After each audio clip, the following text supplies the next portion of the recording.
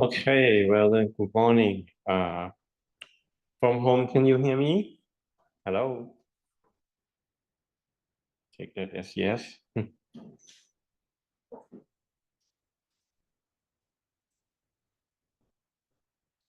Okay, thank you.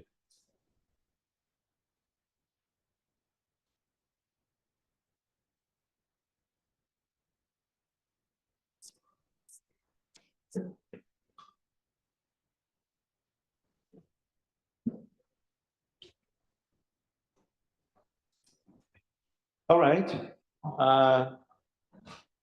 Well, just before we start, just to let you know that as you may have seen this morning, and I would say for the 4 weeks since Monday, the air quality is quite bad now in Bangkok.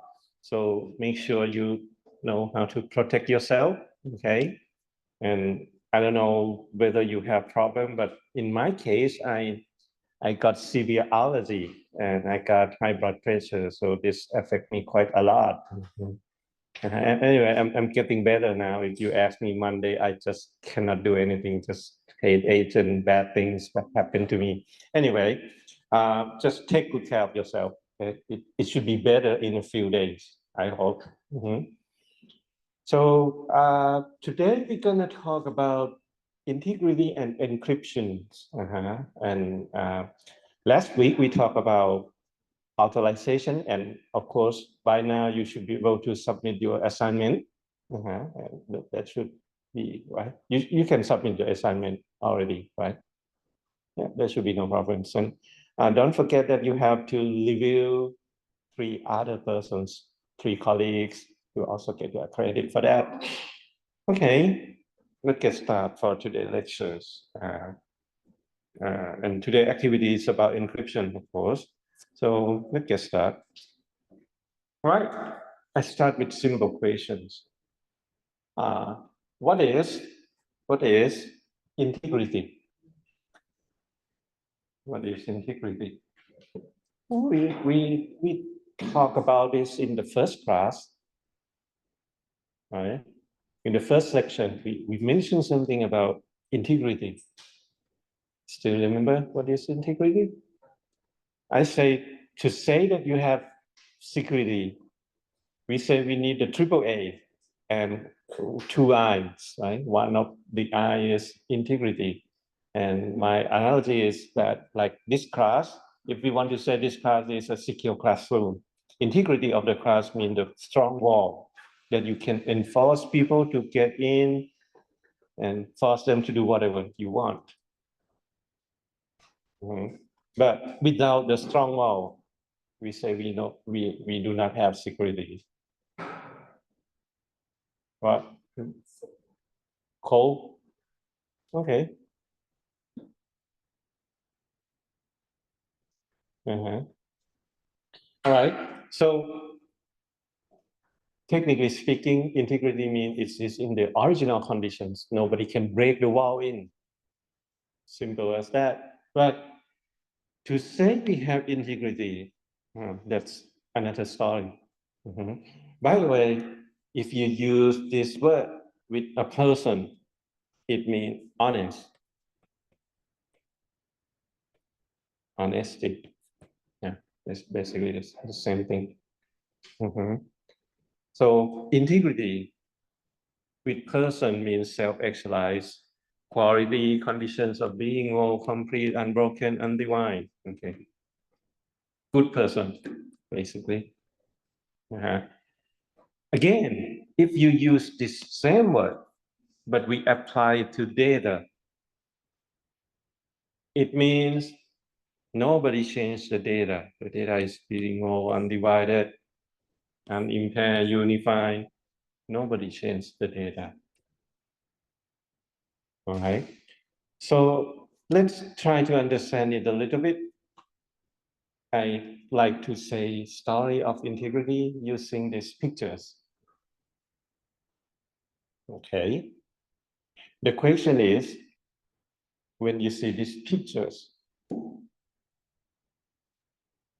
what do you think of?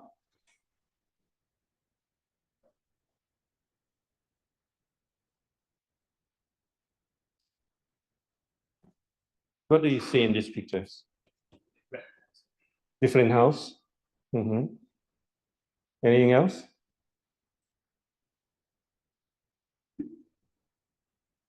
Yeah, I see it on the back of the class. Have you ever heard of I don't know, a nighttime story as a child? What is your story? Three pigs? Okay, they may have some variation in different countries, but the main story is like this. We have three pigs, okay. And the three pigs, well, let me quickly share the story in the context of security, all right? We have three pigs, and they decide to preserve integrity of themselves from the, well, in the story, it should be the wolf, right? From the wolf. Mm-hmm. So three pigs want to protect themselves from the wolf. To do that, they decide to create houses. The first pig decide to create a house from haystacks. Hay, construct house. The second pig say, we got some wood stick, basically. And the last pig say, I will use brick to build a house. Okay, so what is the story after that? The wolf come, right, to the first house. Make it look like a wolf anyway. Come to the first house. From haystack, what happened? Well, in the story, the wolf just blow the house away, right? Blow the haystack away. And well, I told this story to my little girl like 10 years ago when she was 2 or 3 years old. And she kind of asked me this question, that how can a pig run from the first house to the second house without being caught by a wolf? I said, well, I don't know, but the story says so. Okay. Anyway, the pig ran to the second house. What is the story after that? The wolf come to the second house, right? Now what? Bro and bro and bro. But after hard bro, eventually the house is gone, right? And again, the story say, now we got two pigs run to the next house, which is from brick, made of brick, right?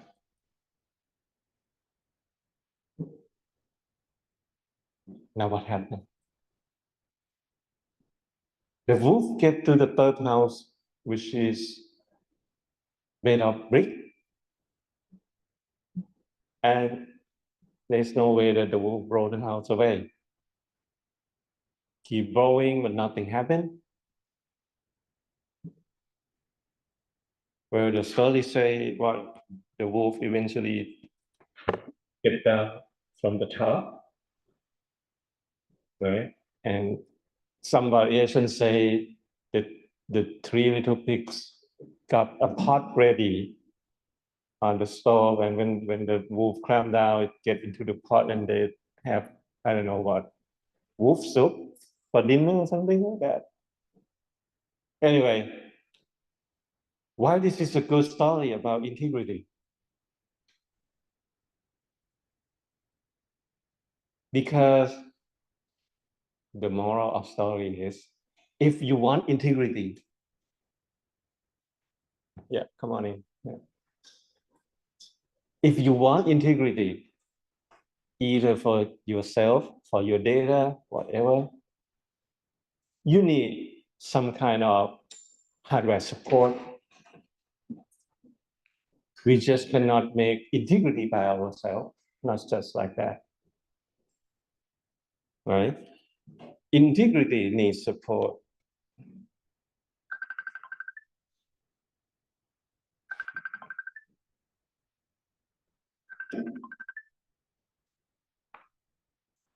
ผมสอนอยู่เดี๋ยวผมโทรกลับ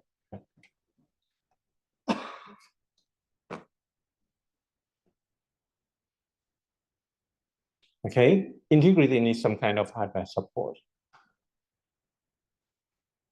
Same thing, the pig want integrity. They have to build a house, this tree house.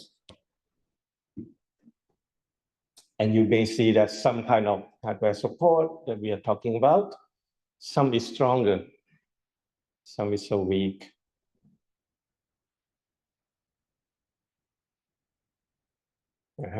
So let me explain it in another way. Another way to say this. Let's say I have a bug that can preserve integrity. I have some special bug that can preserve integrity. The meaning is, if I put something in that bug, close the bug, and leave it, I don't know, maybe 100 years. 100 years later, I open that bug. Things that I put in should be in the original condition. Just like that.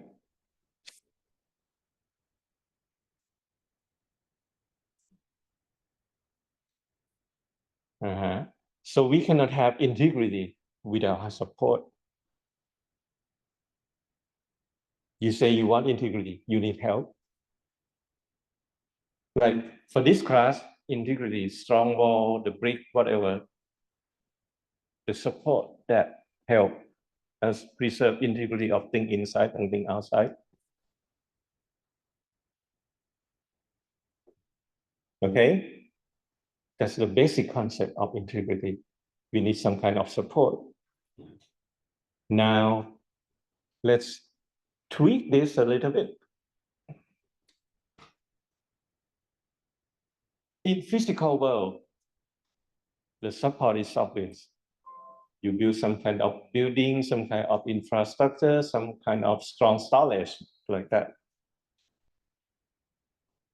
What if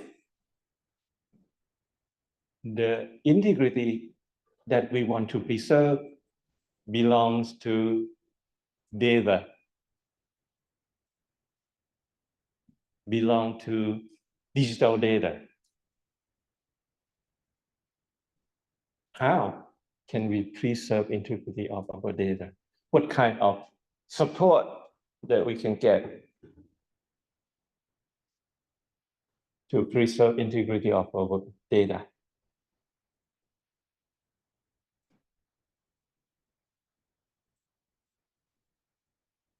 Any idea?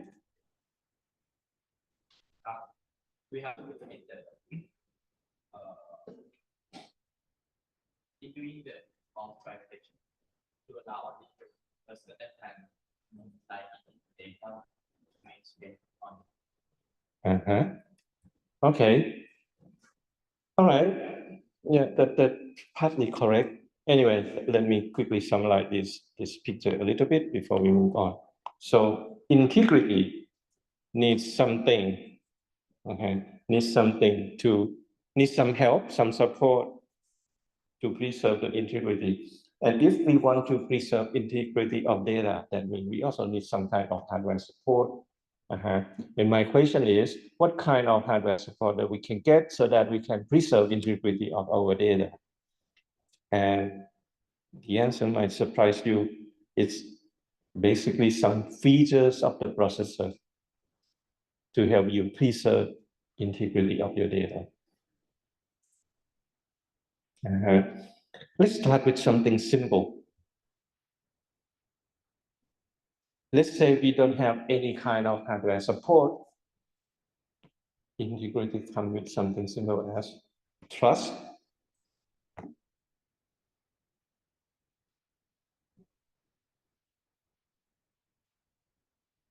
Trust, what does it mean?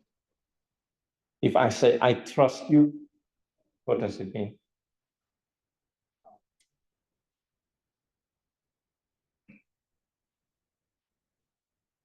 It means I allow you to do something on. It means I allow you to do something, or it means I believe that you will not do something. Right? Okay. Real example. Say I got examination paper in my hand. Okay. I say I want to preserve integrity of the examination paper. So I put it in a sealed envelope, put it on the table, and say, hey, students, this envelope contains your final examination. I have to run and do a quick meeting outside of the class. I will leave it here. Please do not do anything. Do not take a peek. Do not do whatever with this envelope. That means I trust you. I trust you that you will preserve integrity of this examination. I believe in you.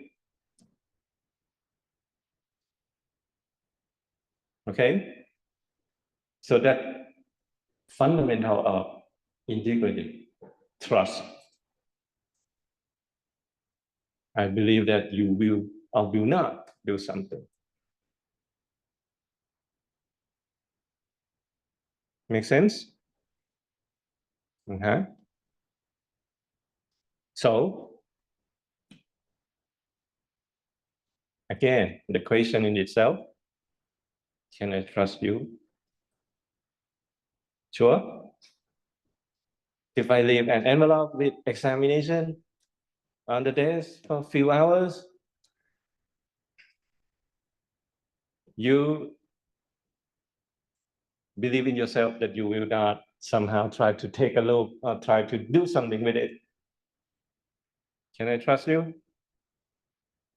Do you trust yourself, or do you trust your friends, your colleagues in the class, that nobody will come and see the envelope, see the examination?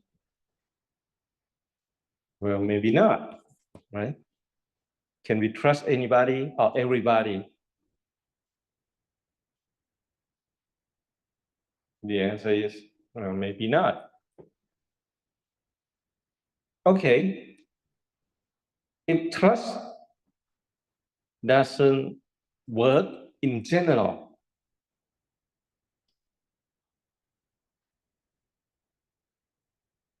what else can we do?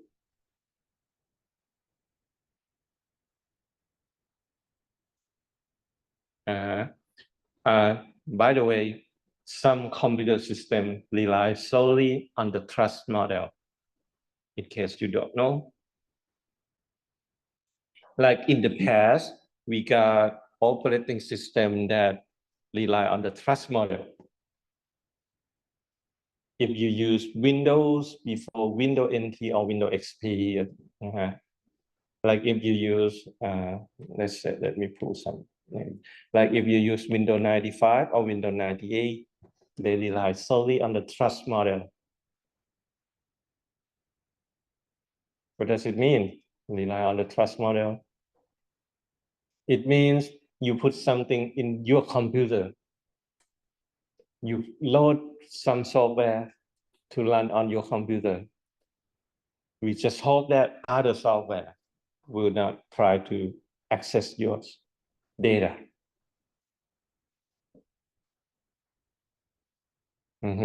Or you may see, well, the word is embedded system.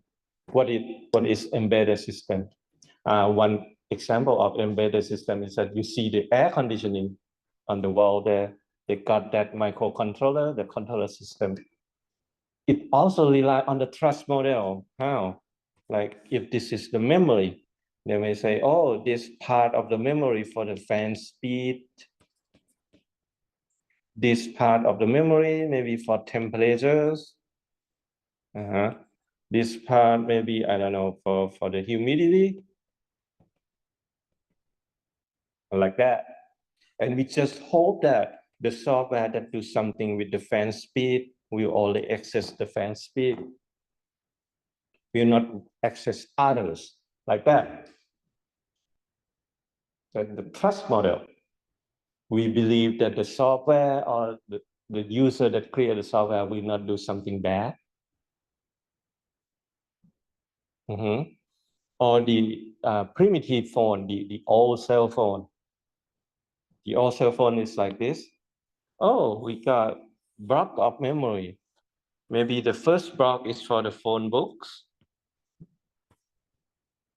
The second block maybe for the short message service. The other block for something else, like that. And we just hope that the phone software that manage the phone book will not read or write data from the short message block, like that. It's just trust, like, oh, you do this with that data. You do this with those data. And I just hope that you will not do anything with that data that doesn't belong to you. So it's a trust model. And as we move along, we got more and more processes, we got more and more data, of course, more and more persons. We say, this is not working. It doesn't scale. All right. Or if we move back to this example, if we implement the trust model, it would be like this, the pig just make up a sign and say, no wolf allowed. And we just believe that the wolf will not come and eat us, right? The trust model. And we know it doesn't work that way, right? As we have more and more processes, no, this is not the way that we want to go. So can we do anything with this model then? The answer is yes. We need some kind of mechanism that say, this belongs to process number one. This belongs to process number two, something like that.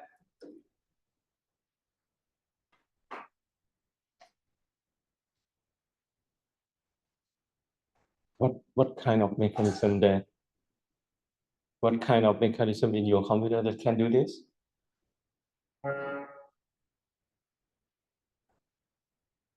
Well, I see that most of you fourth-year student, right? Fourth-year student, so you have take the, what is that called, the name of the class? Computer architecture class, right? Well, I used to taught that class before Professor Prapat got in. Learn something from that class. What kind of mechanism in processor that can help you do this? Say this is for process number one, this is for process number two. Remember anything from that class that might help? No idea, huh? Okay.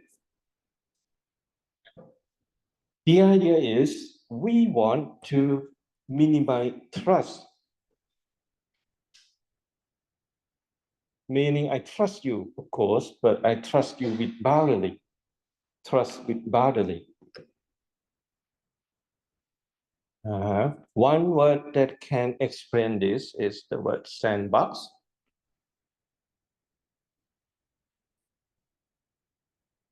Question. what is sandbox? What is the sandbox? Why we create a sandbox to begin with? Of course, this is the pictures of the sandbox, but what for? What is the purpose of this box?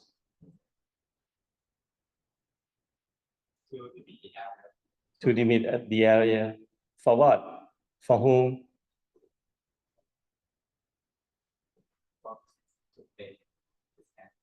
Okay.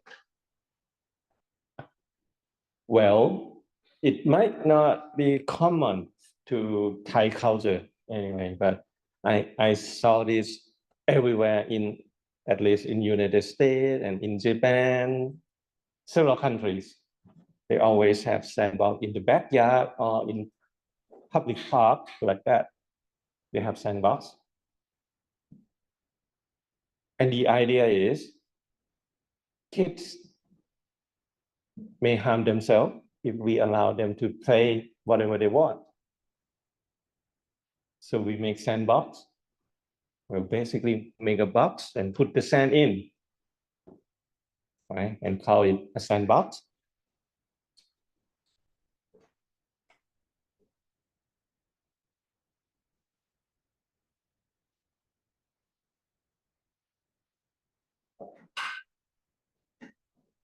Right?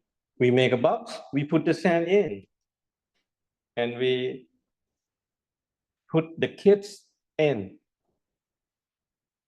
What is the rule? The rule is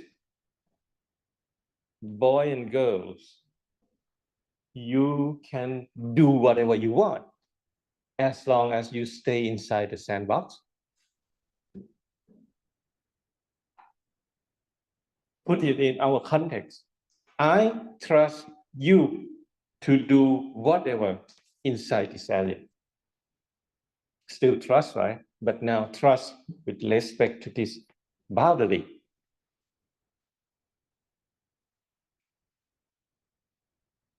I trust you to use this boundary, this sandbox. Do whatever you want.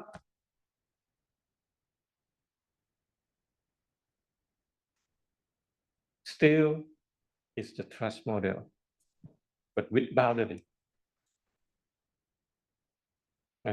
Or you may prefer another word, like some books may say, we call it a domain, an isolation domain, where we control your process. What can you do with this domain inside this domain? But if you ask me for the sake of explanation, I would say, well, the sandbox sounds better.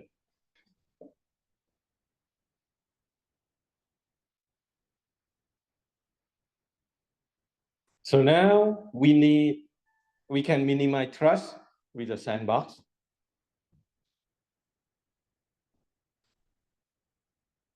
Okay. We just need some mechanisms to create sandbox in the computer. We just need some mechanism to control your software or put your software inside the sandbox. And in case you don't know, Java used to call it soft security model, sandbox security model. Right. I believe you know the word, the Java technology, right? Java say, we have sandbox security model. And it's like this, when you download a software from a certain website, or in the past, they call that piece of software, they call it applet and applet, right? Which can be embedded in your web browser. If you have an applet, by default, that applet would be in the sandbox, meaning the app can only communicate with the website that you download it from and cannot access data on your local storage and sandbox. And of course, nowadays people no longer use the Java app technologies, but you use the browser, right? Browser is also a sandbox. Why? Because if you open your browser, pop up your browser, you type in the URL. By default, that page cannot access other pages, other site, other domain. It can only make a request to the same domain that you download that page from. And you cannot read data from other page, other site. You may have some kind of local storage, but that also limited to that site, the site that create that page, that local storage. So browser security is also a sandbox model.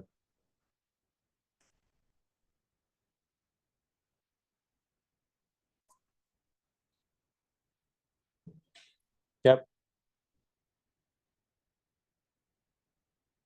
Come on. What?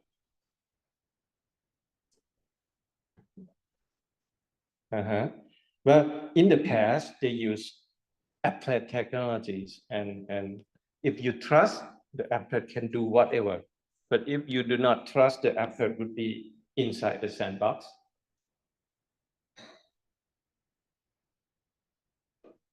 Okay. So what have we learned so far? We said if we want integrity, we need help. We need some kind of hardware support. If you do not have any kind of support, we use the trust model.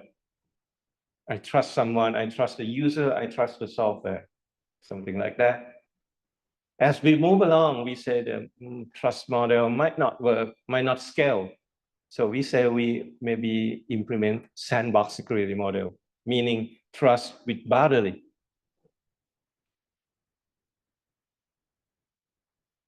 Okay, now how about we try to implement this for every single software that runs on your computer?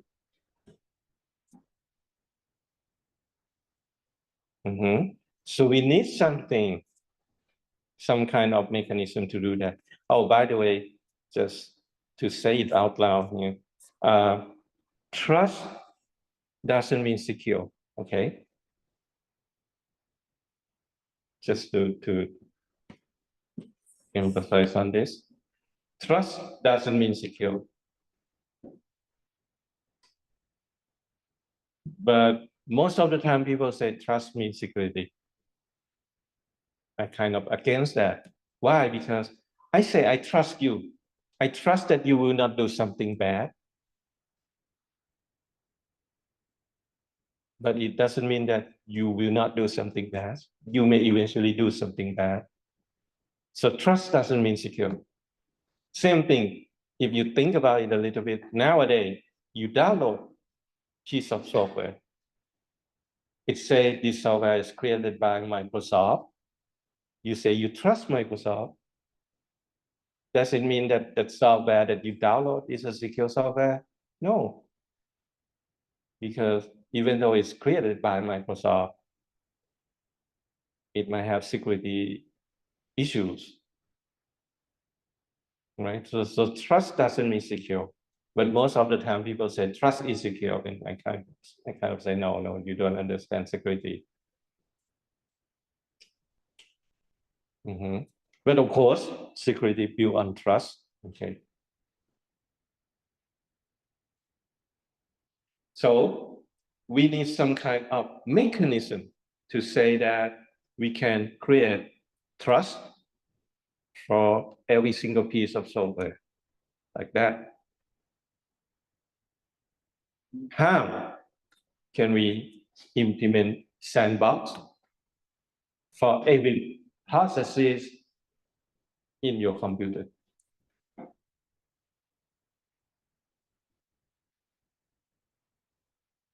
The answer is we need some kind of memory protection, and you may have learned about this from other class, either operating system or architecture class. They should say something about memory protection. Okay. So you may have heard of the word ring or segmentation or another word, virtual memory.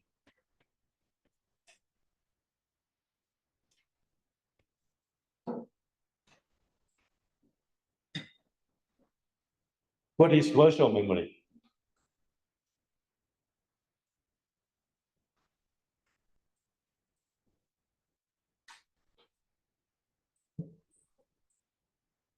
Okay, what is virtual memory? Ever heard of it?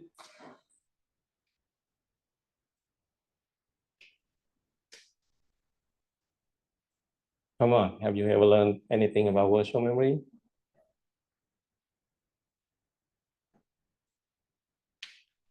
No, never heard of it? What?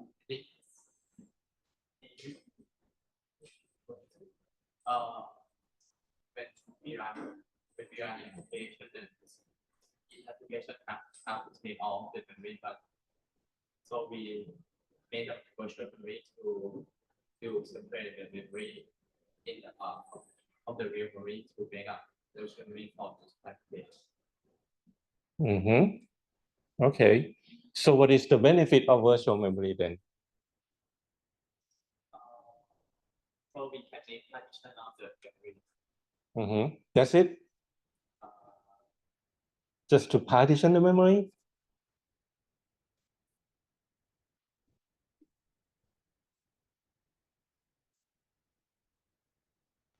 Anything else?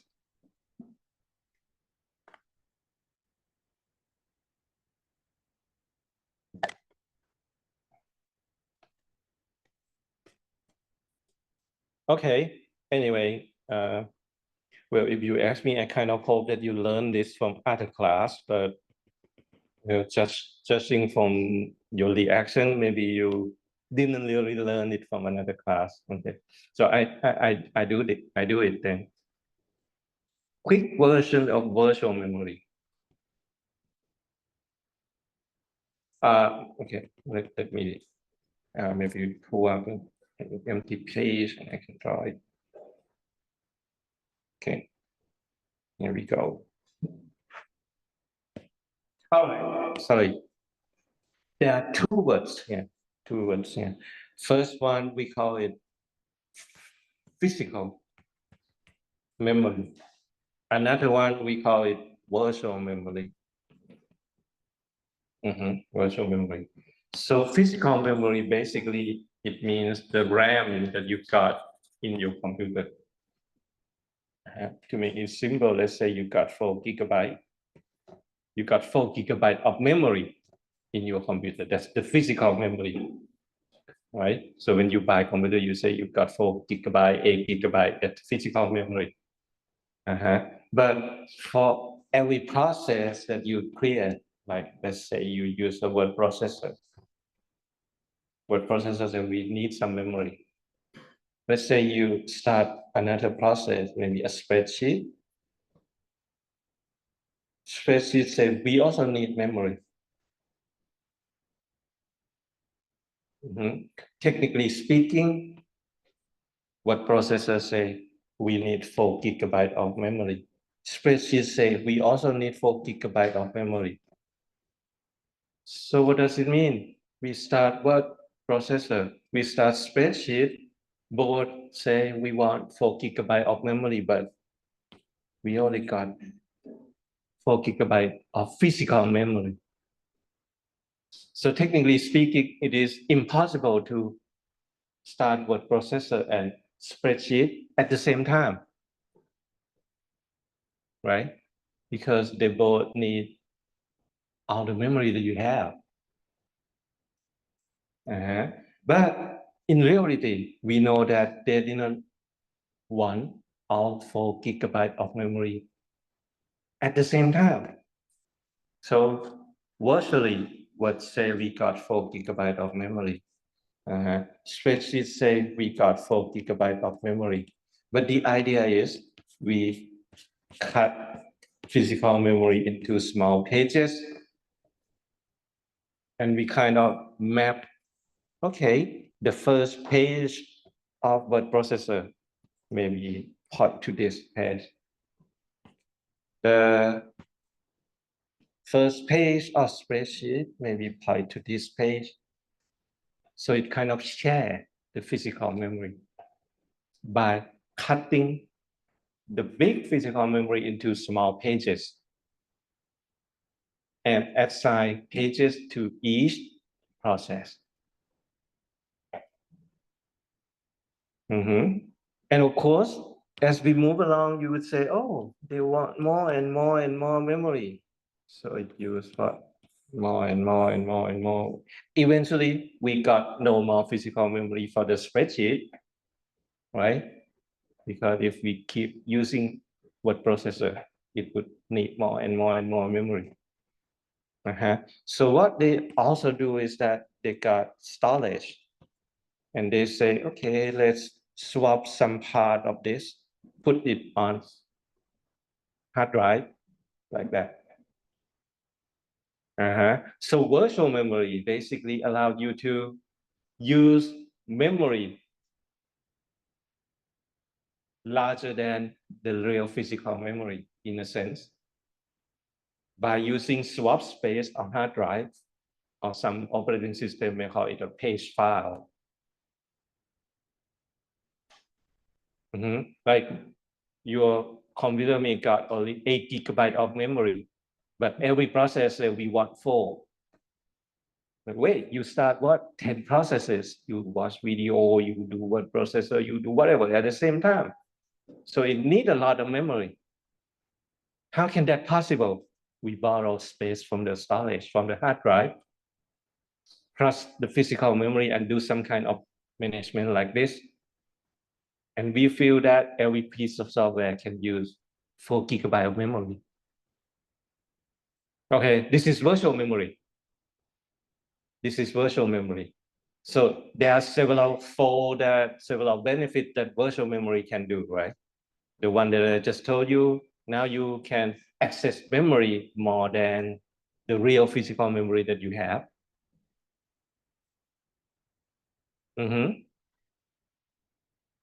So I kind of hope that you learned this from another class, the operating system class, or maybe computer architecture class. They should do this.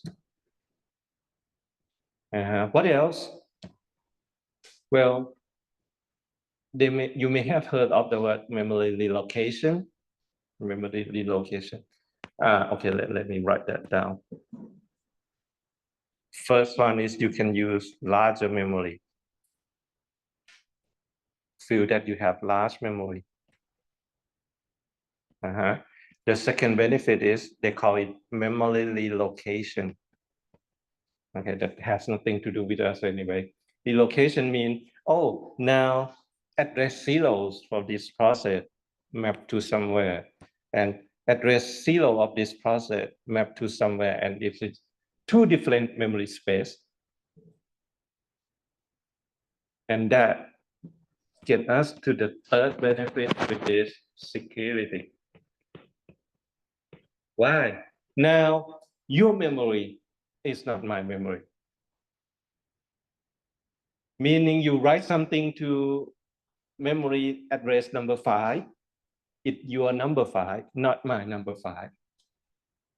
So my memory or my data would be protected from you, right?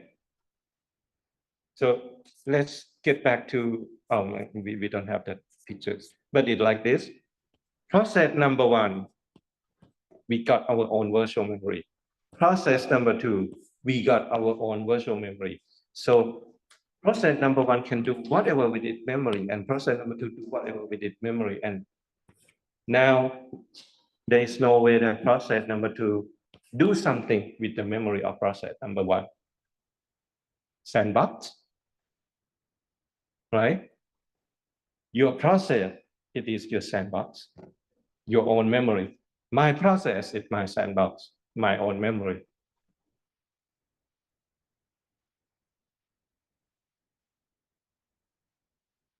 So we got security from the processor because our processor kind of do this for us, do the virtual memory for us.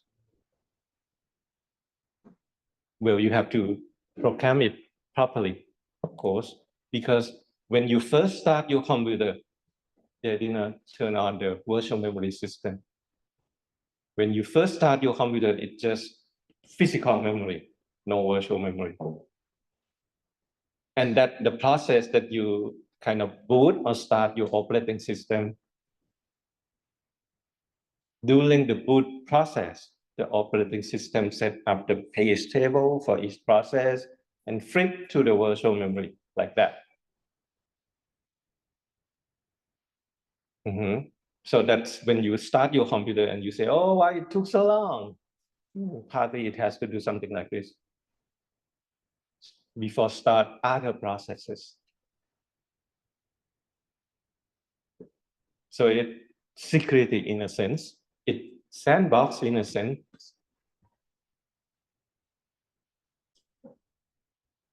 That would bring us back to the question, can we have security in embedded system? Or for those of you who do your first year here, you may got in a class, what is that called? Programming lab, right?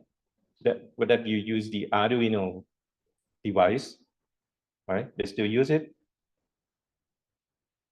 The programming lab first year, what kind of device that you use? They use microcontroller, like some kind of microcontroller, right? Yeah, I started that class a few years ago. They still use it?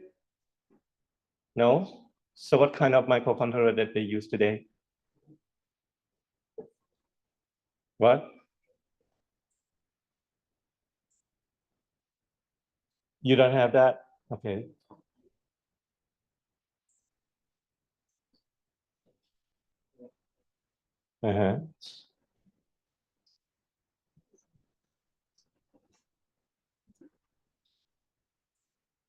Okay, but anyway, what I'm trying to say is that for small microcontroller, for small processors, cheap processor, they don't have virtual memory. So you cannot implement virtual memory in a cheap hardware. Or that the microcontroller that used with the air conditioning controller on the wall there, they got no virtual memory. So we just hope that process number one will not access memory of the process number two. The process that control fan speed will not write to the process that control temperatures like that. That's the trust model, right? But with virtual memory, we can say, oh, this is memory for the fan process.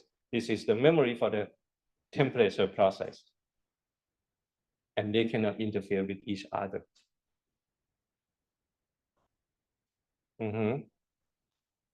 And that's one reason that we call your mobile phone or cellular phone today a smartphone, because now we got virtual memory on your mobile device. It's the same technology that we can use on the computer. Right? You install software on your mobile phone and somehow data that created by that software cannot be accessed by other software. They kind of sandbox the data. And anyway, the underlying technology, actually, the name of the technology is, we call, the name is ring. Ring. Or we can say ring is the grandfather of virtual memory.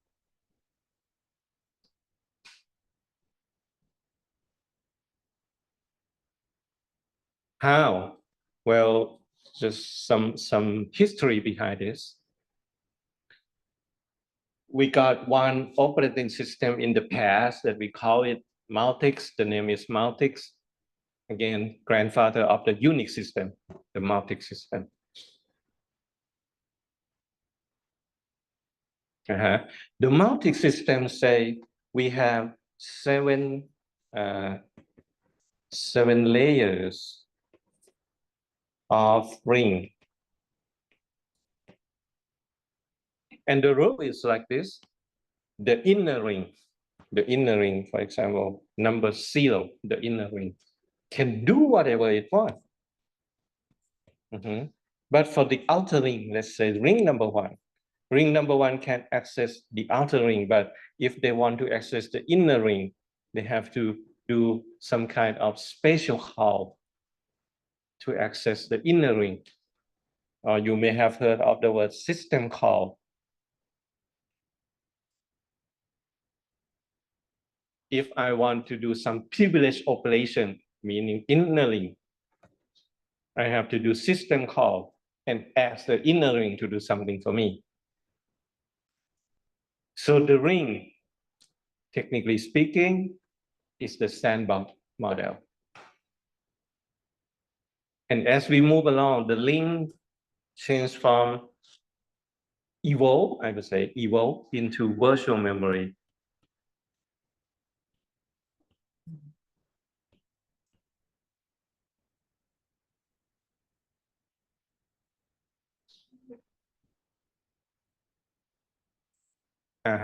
So what I'm saying here is that now we got hardware support for you to implement the sandbox security model. You ask your operating system, Windows, Mac OS, Linux, whatever. Say you want a memory for this process. They create a memory and make sure that your process would be the only process that can read or write to it. Protection. With that kind of protection, now you can create a software and say, oh, I want to create a software that can read the data only, but cannot write to the data. It's possible now. Right? So like you have a PDF reader software. Now it reads data from your PDF document. You may put something in your PDF document, say, oh, this PDF is read only, you cannot write to it. With the sandbox model, yes, your software would do that. Will not write to that PDF files, which makes sense. So it's kind of multiple layer of protection, but the underlying is hardware support, virtual memory. And a little history. Multics started in 1960. And what Multics do is that Multics say, we cut this part of physical memory and say it's link number 0. We cut this part of memory and say this is number 1, this is number 2, and so on. Multics say we have 7 layers, so it keep on moving to layer 7, like that. The inner ring can access the outer ring. The outer ring, if you want to access something from the inner ring, you have to do special call. They call it system call. Well, Intel got this word. The word is call gate. It sounds like a toothpaste thing. Okay, so we got some kind of protection in our system. Which is good. So you know, Intel processor got 4 links, 4 layers of links, but other processor got only 2 layers, link 0 and 1. So for some reason, since other system, other processor usually got link zeros and link number one. So Intel usually, I mean, modern software that use Intel processor usually ignore link number one and number two, only use link zero and link number three, like that, to make it consistent with other processor, which got only two rings. But I would say if you got two rings, that's fine. You can use the two ring to emulate arbitrary number of ring. Why? Because now this is zero. This outer is number one. You can create a space and say, let's make this virtually link number two. Is that possible? Yes, because if you want to do something to the virtual ring number one, you eventually got to go to link number zero. And link number zero can decide whether what you can do. So most processors got only two links, 0 and 1. Or you may have heard of the word kernel mode and user mode. Or some processor may call it supervisor mode and user mode, basically the same thing. So to this point, if you want to secure data, secure your software, you need processor with virtual memory. If you do not have a processor with virtual memory capability, then no, you cannot protect your memory. You cannot isolate your data or memory.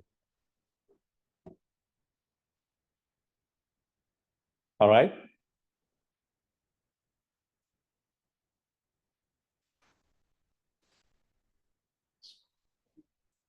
Are we on the same page? Any questions so far?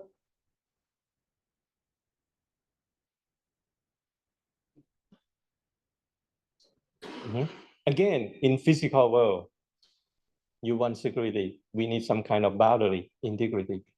If you do not have building facility that provide integrity, then no, we do not have security.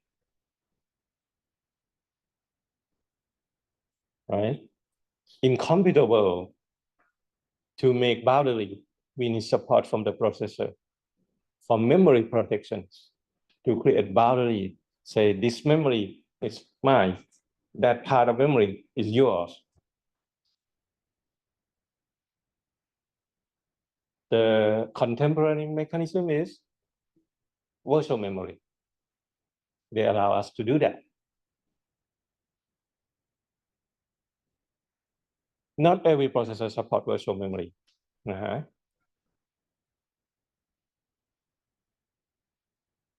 But the world is not perfect.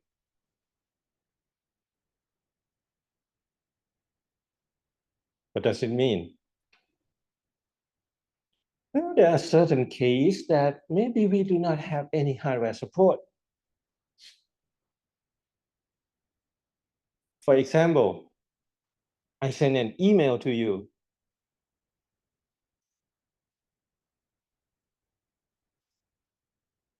Do we have anything that protect my email? If we have something that can preserve integrity of my email, that would mean whatever I send from my computer, once it gets to you, it would be the same as the original email that get out of my machine. Can we preserve that property? Okay, try another one. I print a document on a piece of paper. Somehow I ask your friend to bring this paper to you. Can you prove that the paper that you got from your friend is the original paper that I printed out? From my point? If we can preserve integrity, meaning you can prove that, oh, when I print it out, it say A. By the time it get to you, you see A. But wait, I asked several I don't know, postal service, your friend, whatever, to send it to you, to deliver this document to you. What if by the time it get to you, I say you got an A, by the time it get to you, you got an F, for example? That means, oh, there's nothing can preserve integrity between us, right? But if it is on the computer system, oh, you log in, you see the grade. The software say only I, the professor, can change the grade. You can only see the grade. Okay, you log in, you see an A. Oh, that's an A. Nobody can change it because the person that can change it is just me. And the software, the system protect that. Now I print it on a paper. Nothing prevent somebody from changing this paper. Anybody that can get access to this paper can just change the A to F to B, C, D, whatever. No integrity, no sandbox, no mechanism. But we still need integrity even though we do not have hardware support, right? Or else I send you that, oh, you got an A. It can change to anything. Or vice versa, you got an F, and by the time you deliver it to your parents, you send it to an A, which is not good.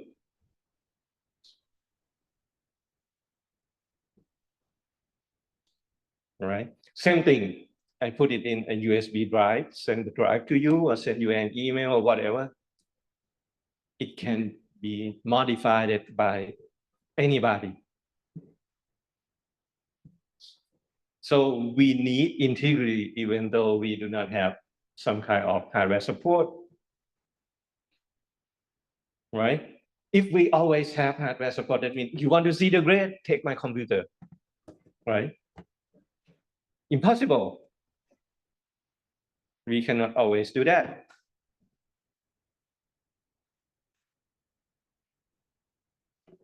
Okay. The question is, can we still have integrity even though we do not have the hardware support? The answer should be yes, but how?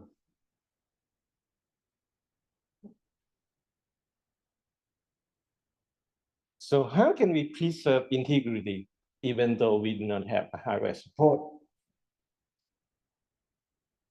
Any idea?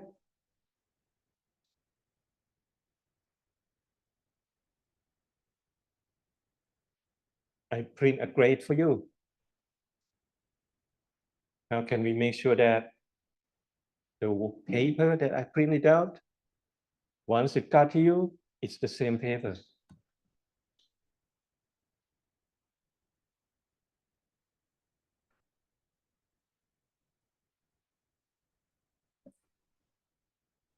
What kind of mechanism or tools that will help me do that? Encryption, yes.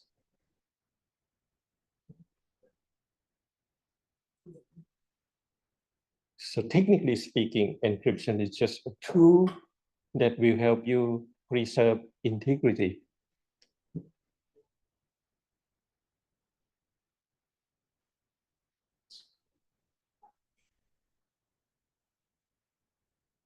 Okay, in perfect world, we have hardware support. In a not so perfect world, we need tools like encryption.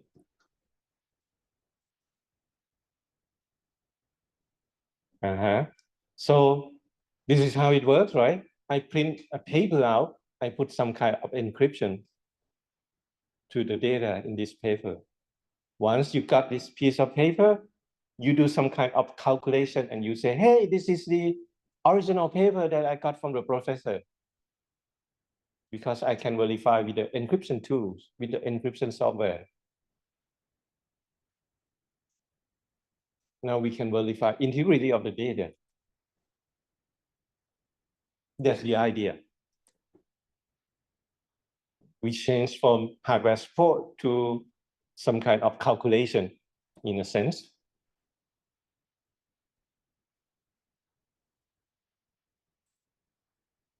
All right. Okay. Let's try this example. Well, the formal term for this example is monoalphabetic substitution cipher, but let's call it Caesar cipher for short. By the way, you know Julius Caesar, right? How to call him? Roman emperor? Yeah. He was the Roman emperor, right? Julius Caesar. Well, Caesar want to send a message in a way that the message that he sent, nobody can read it, and the person that received the message can prove that it is coming from Julius Caesar. Actually, historically, Caesar do this with what is the name of that philosopher? Cicero. Yeah. So Caesar used this kind of communication to communicate between the Caesar himself and Cicero.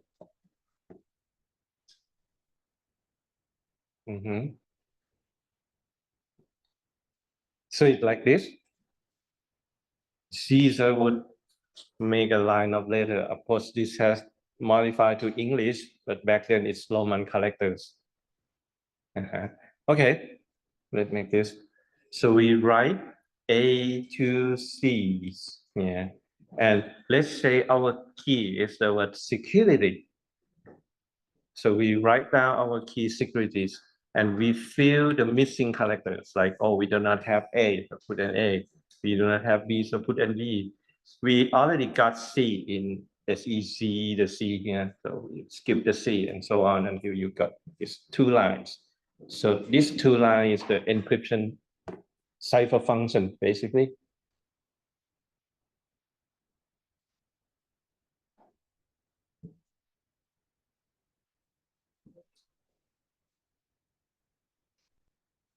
All right.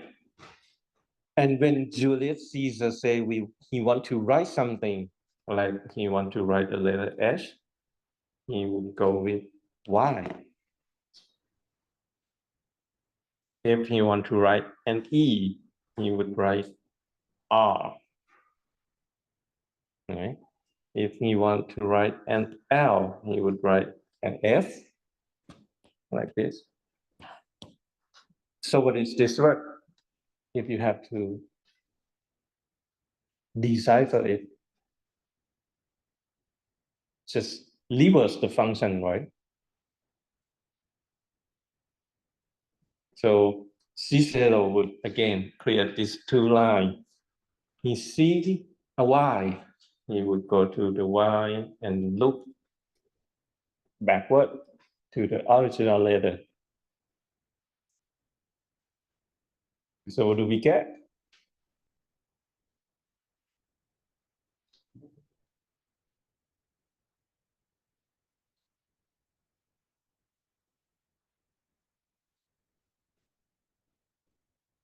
Get this?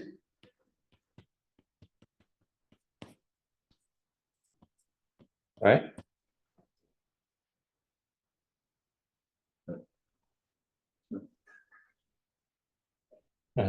So rather than write hello world, Julius Caesar would write something like this, put it in an envelope, and ask a horseman to deliver the message to Cicero. Cicero got the message, he would decode the message and got this. Do we know that it is coming from Julius Caesar? Well, technically it should be yes. Why? Because all the Cicero and Julius Caesar share the same secret key, which is the word security. And they may agree ahead of time what is the secret key for ciphering and deciphering the message. Well, of course, in the past, he would use this tool, which we happen to call it the Caesar cipher wheel for encryption and decryption. It's like, oh, you see an I and you do some turn and you say, oh, the I would go with C, something like that, do some turn, two-level turns. Basically the same thing, right? But change to the wheel mechanism to make it easier.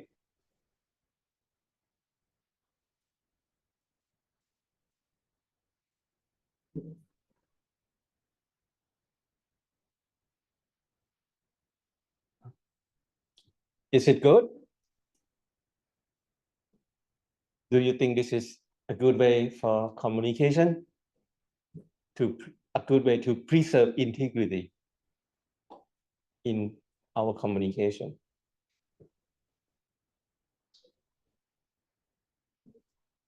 Think so?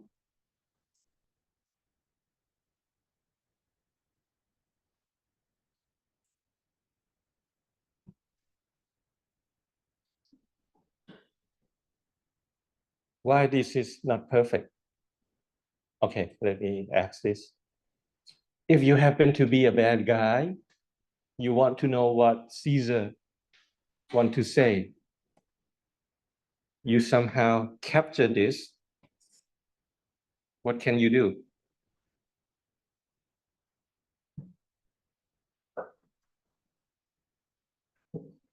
You try to decipher it somehow, right? Okay, let's try.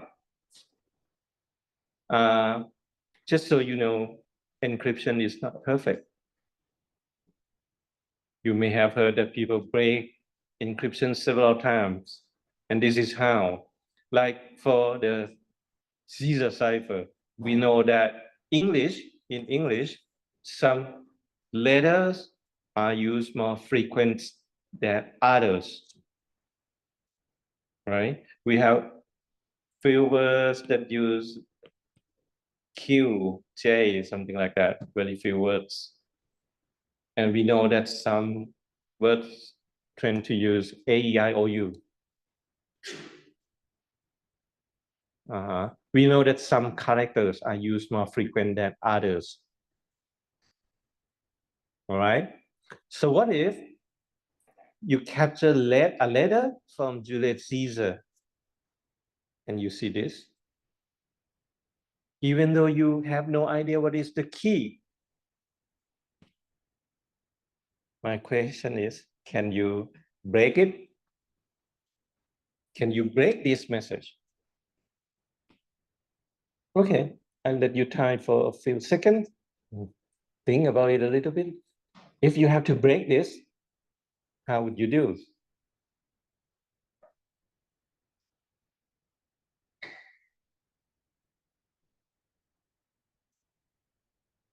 Think about it a little bit. If you have to break something like this, how would you do it?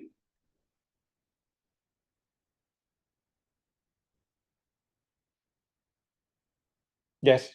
We do the structure of the all oscillators and the symbols present in the text and compare to the frequencies, data, and all that.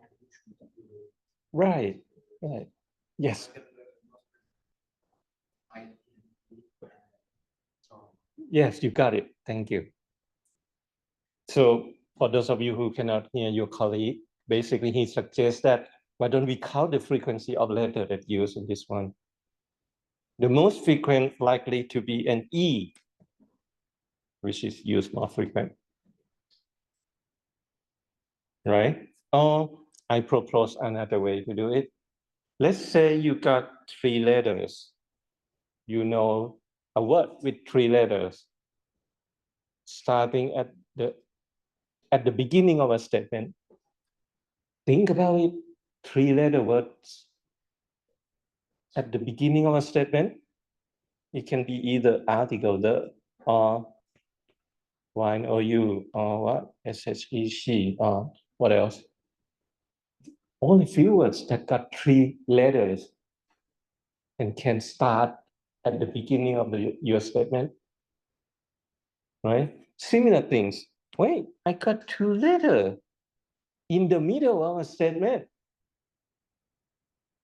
Probably it would be something like is, am, in, on, at, of, right?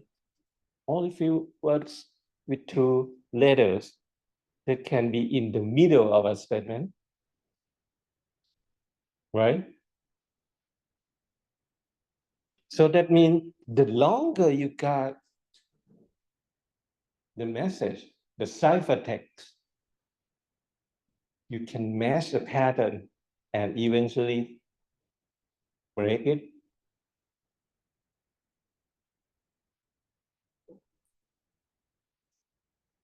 Right? So you can break it. Eventually you will break it. The more Caesar use it, the same key, the more Caesar use the same key, you can easily break it. The more message you got, you can easily break it.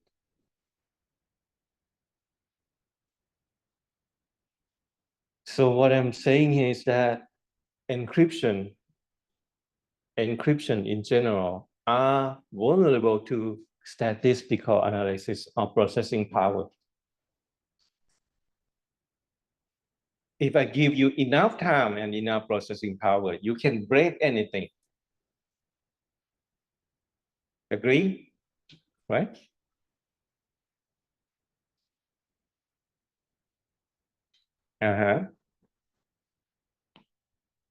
So, yeah, in case you don't know, if you want to try to break it, you would see GUI in several places. So it's article just the GUI. So now you know G translate to T, U translate to H, R translate to E, like that. You partially break it, just only one word, right? And as you move along, you eventually break it. You don't have to do it now. You don't have to do it now. It's actually in our activities. Question number one, you have to break something for me. I got your ciphertext and you have to break it, crack it for me. Okay, that would be in your activities.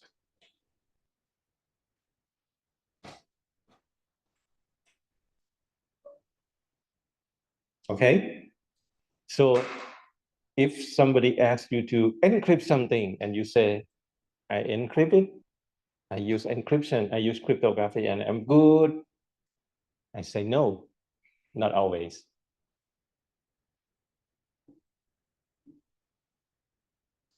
And one practice is that maybe you should change the key, not that you use the same key forever. That's the bad idea.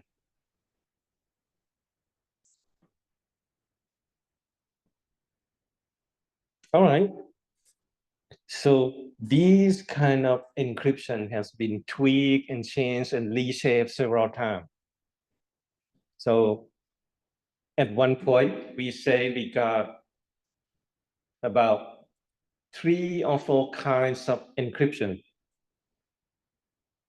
But again, if we talk about encryption today, they also got, they call it post-quantum encryption, which I do not include in our class today. It's too complex to teach within a class.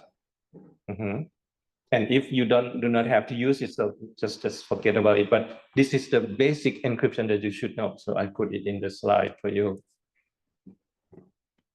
All right. There are 3 or 4 kinds of encryption that we use nowadays. So why I see 3 or 4, because some books say it's 3, some books say it's 4. Just different way of grouping, just like that. So the first kind of encryption, they call it a hash digest, which you just did in your password activity last week. You got original message, you do some kind of one-way function, you've got the data. And there is no way to get the data and find the original one. That's the one-way part, right? So modern day encryption, they also call a hash function or message digest, one kind of encryption. The second type, some book call it symmetric encryption. But some book, rather than call it symmetric encryption, just go down a little bit and call it stream cipher and block cipher.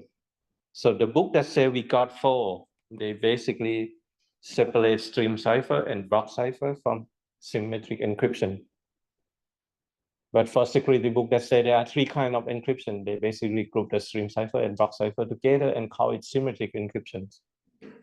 Just like that.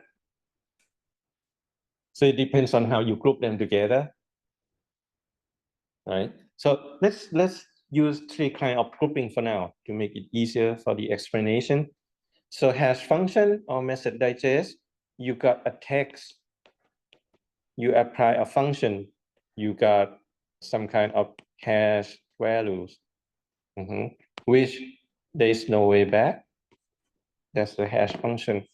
And for the symmetric encryption, that means you got an original text and you need a key.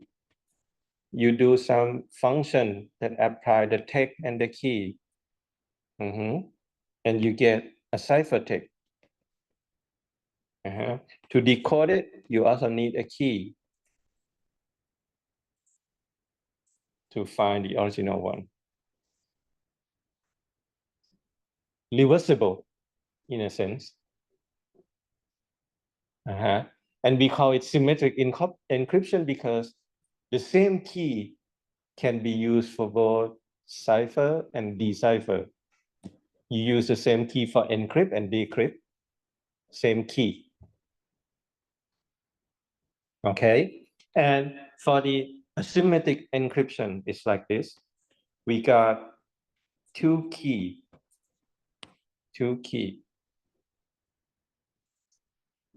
Okay. The rule is simple. If you got a message that encrypts with this key, this cipher message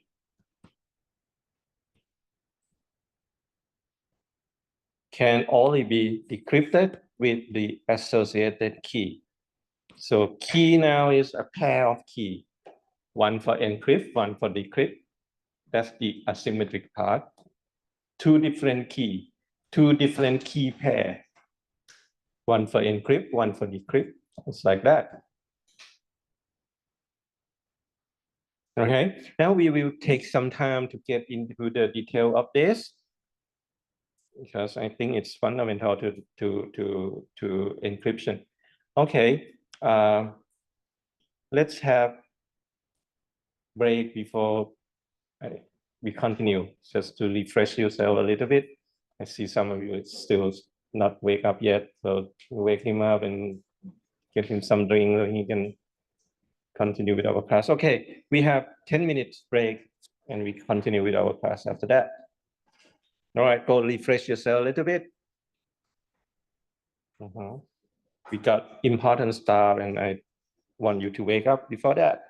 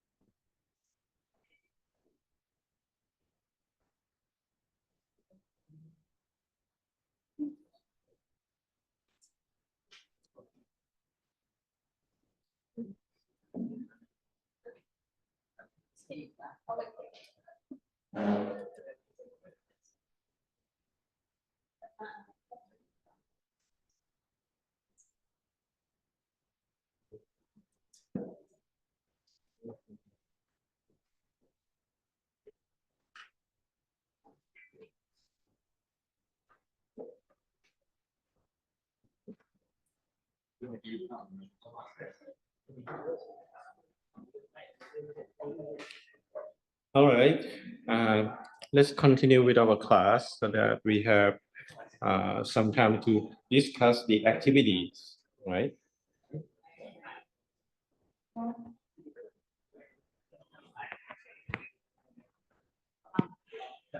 So before the break, we have established that there are 3 or 4 groups, 4 kinds of encryption, depends on how you group them together.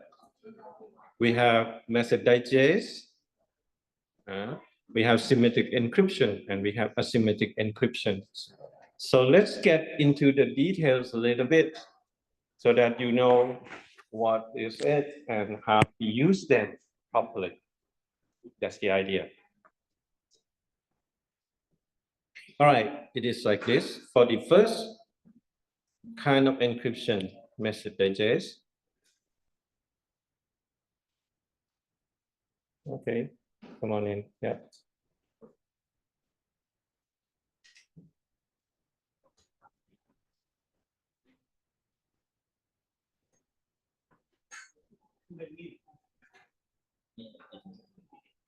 Okay. Let's try message digest. Well, I would say you all know message digest because I asked you to do it for the password security last week. But this is how it works. You got a message, you got a function, one-way function, that after you apply the function, you would get some kind of hash sum like this.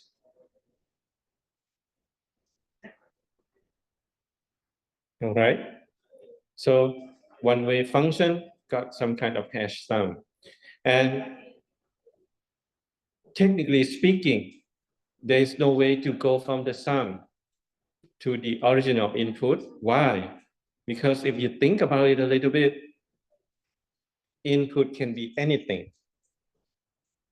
Input can be just one letter or gigabyte of data, right? It can be either one letter. So what I'm saying is that size doesn't matter. Input can be just 1 byte or can be gigabyte of data or terabyte of data.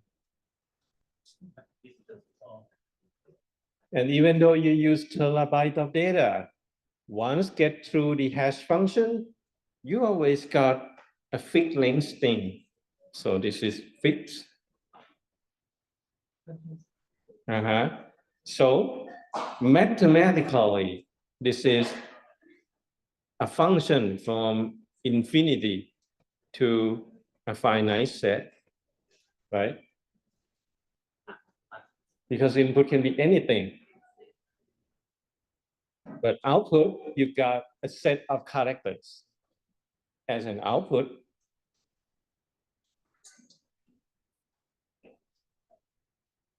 Right? What does it mean? It means we can have 2 different words that once you get through a hash function, you get the same value, right?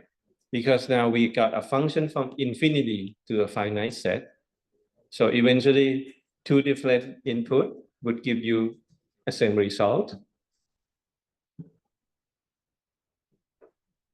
You got my point? Hash function, you can either use 1 letter, 1 byte, or terabyte of data. regardless of the input, the size of the input. Once passed through the function, you will get a fixed length string, right? So technically speaking, it can be two different input, but same hash string, right? From the math. We call that collision.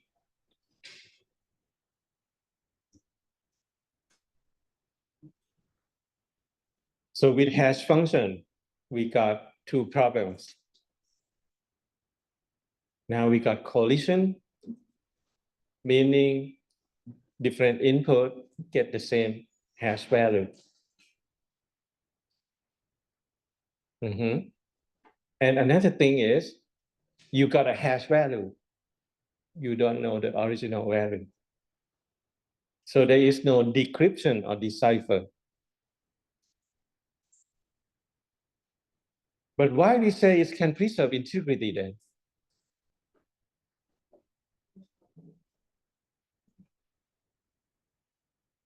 If we have no way to find the original value from the hash value, why we can use it for integrity application? Because the way that we use it, we got both original text and just to prove that this is the original text. Okay, let's try an example.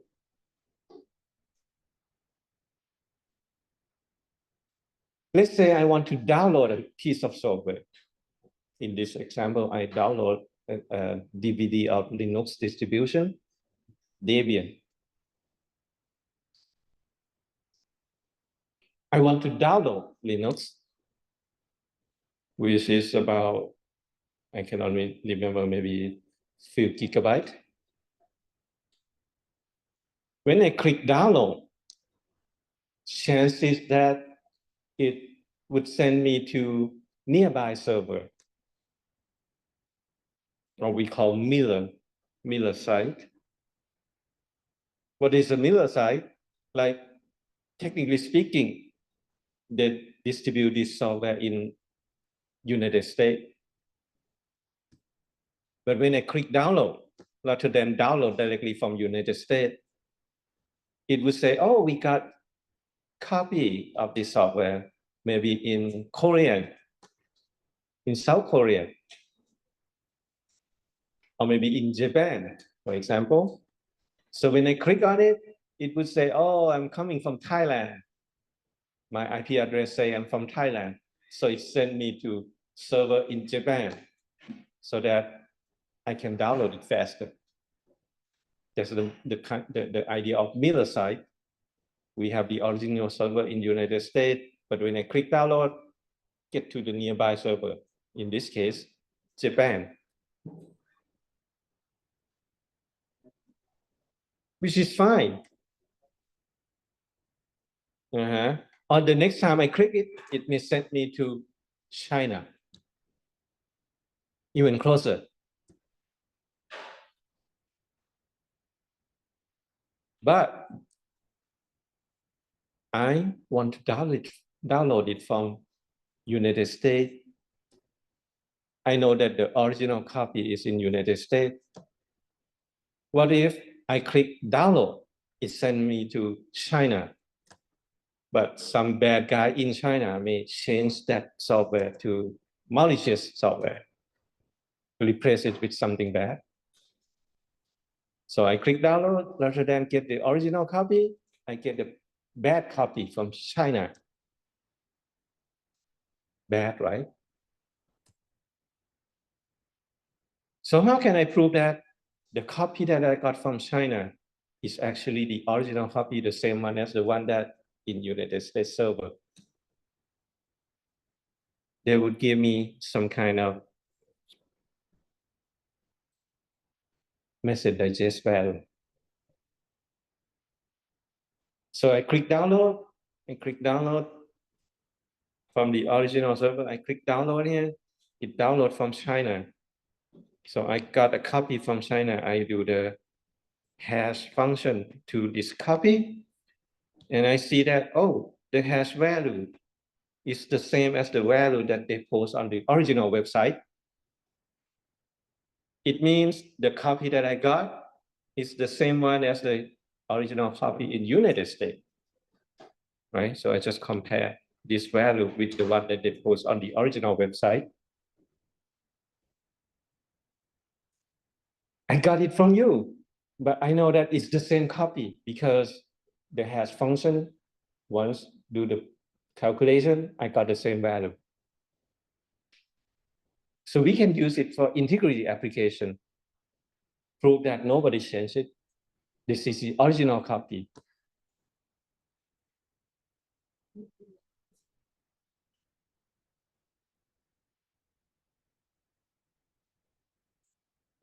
So it would be like this. Let's say I print a transcript for you.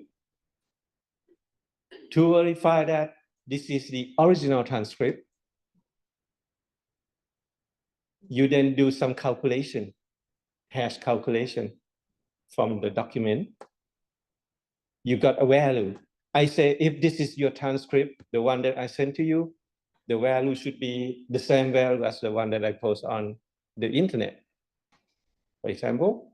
So you do the calculation, you see your value is the same as the value that I post on my website. You know that you got the real transcript, like that. So we can still use it for integrity application, even though there is no reverse function, just to make sure that you got the same copy. Got my point? Same thing actually for the password activity. I just want to prove that this is the correct password. You can use it to prove that it is the correct password. But what is the password? I don't care. Just want to make sure that this is the real password. This is the correct password. So even though we got no reverse function, we can still use it for integrity. And they always use something like this in the QR code. So when you do the QR code, you take pictures of the QR code to make sure that this is the original QR code. They got some kind of hash value inside of it. Or they calculate the hash value from the QR code to make sure that this is the real one, like that. All right.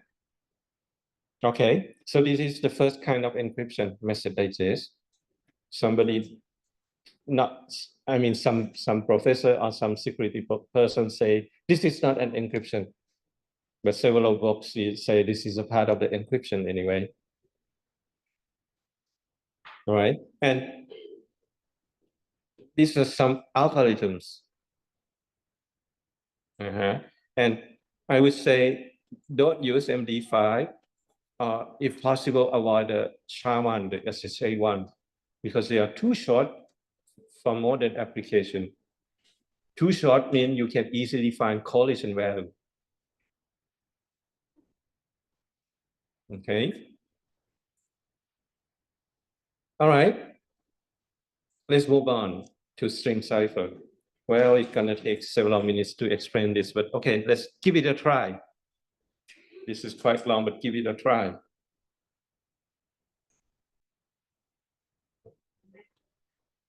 Okay. Again, the real stream cipher is quite difficult to explain. So I choose this. I believe this is Italian person with Canary, something like that. I don't know the proper pronunciation anyway. He invented stream cipher in 1467, several hundred years ago. So this is simple explanation of stream cipher, but modern stream cipher, we no longer use this. Okay, but if I explain it to you with the modern stream cipher, that would be too difficult for you to understand. So try this. For the stream cipher, the idea is we use the same key for both encryption and decryption. In this example, This table is the function. It is the function, okay? And the key is the letter lucky, the word lucky, L-U-C-K-Y, lucky. Okay, this is the key. And let's say the original word, original plain text that I want to send is the word computing. So I want to send the word computing with this string cipher algorithms. How to make it work?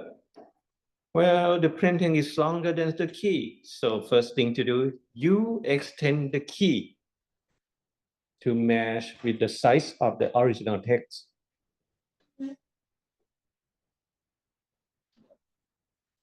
Okay, for this algorithm to extend the key, just write the same key again and again, just repeat the key.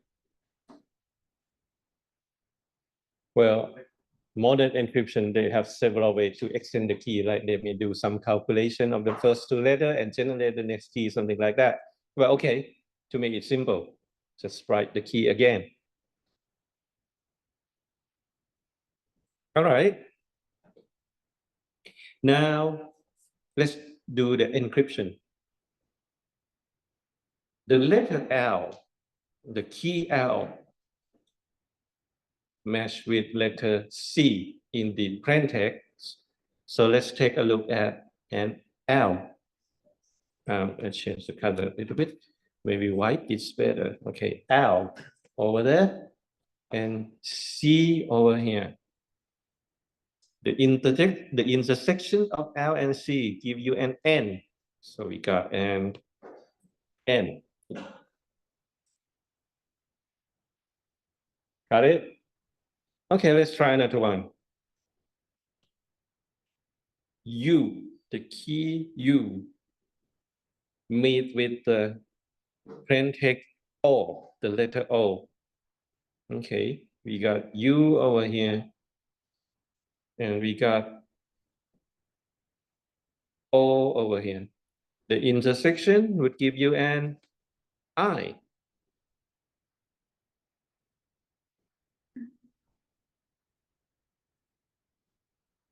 Okay. Okay, try another one. Key C, go with letter M. Okay, we got C over here and M over here. Intersection give you an O.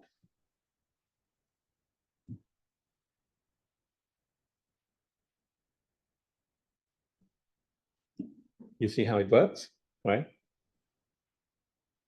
What I want to point out is that comparing to Julius Caesar, the Caesar cipher, or the formal term monoalphabetic substitution, this is way better.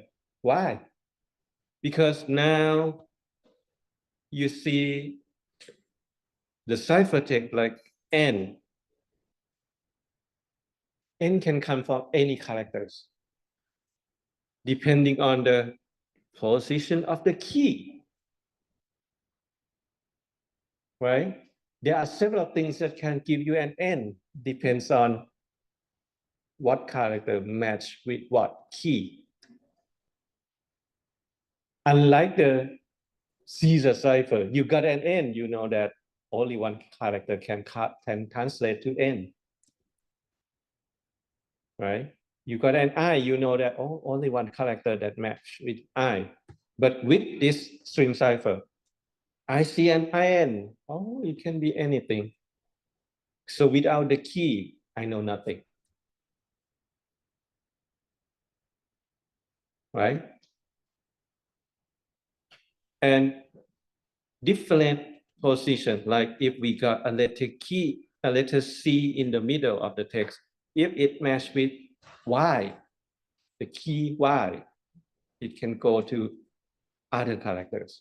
So same letter may cipher and give you different characters because it get into different position and match with different letter of the key.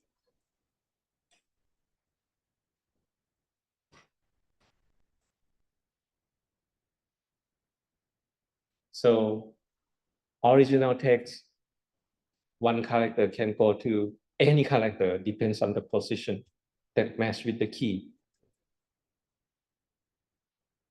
So we say it's better. So if you ask me, nobody use Caesar cipher nowadays because it's too easy to crack. This is much better. Still, you can crack it, but longer, much more difficult.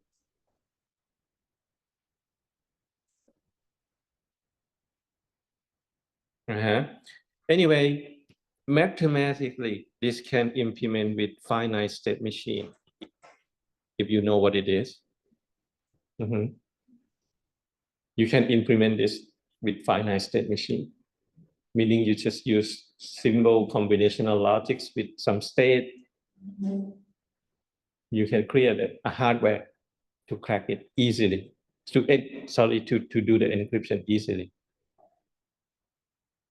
Or if you have to write software, that's also easy.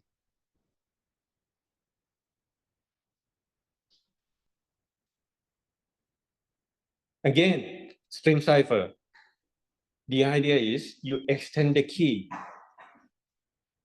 to match with the size of the plain text or original text. For each letters in each character in your key and plain text, do a function, or in this case, lookup table. All right, this is string cipher. Another idea, they call it block cipher. Okay, now we change from string cipher to block cipher. The block cipher is like this. We make a cipher block and we chop our text into small chunk.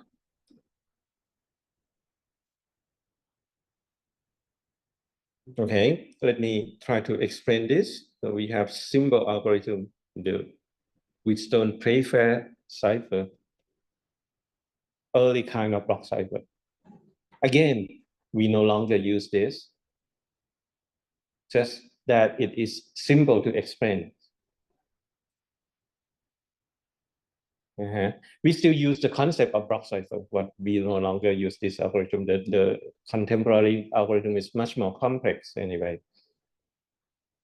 So it's too difficult to understand the basic concept. So I just use this to explain the concept. It's like this.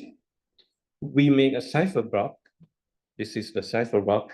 And the key is like this. It is the word first, main. This is the key. First amendment. And this block is 5 times 5, which is bad because we know that English character got 26 characters, but just to make it simple, okay, make it 5 times 5. So it's like this. We write the letter F-I-R-S-T-A-M-E-N-D. That's the first amendment. But we ignore the M-E-N-T because we already used the M-E-N-T here. So we just ignore them. And fill the block with missing characters. Okay. All right. So we got the cipher block. Okay. So we use the key. We use the key to create cipher block. Then this is the plain text. We chop them, cut them, chop them. For this algorithm, we cut them into 2 characters, a block of 2 characters. So we got the first block with where C is coming with an O. Okay, so let's look at the cipher block. This is C, this is O. Okay. If they are on the same column,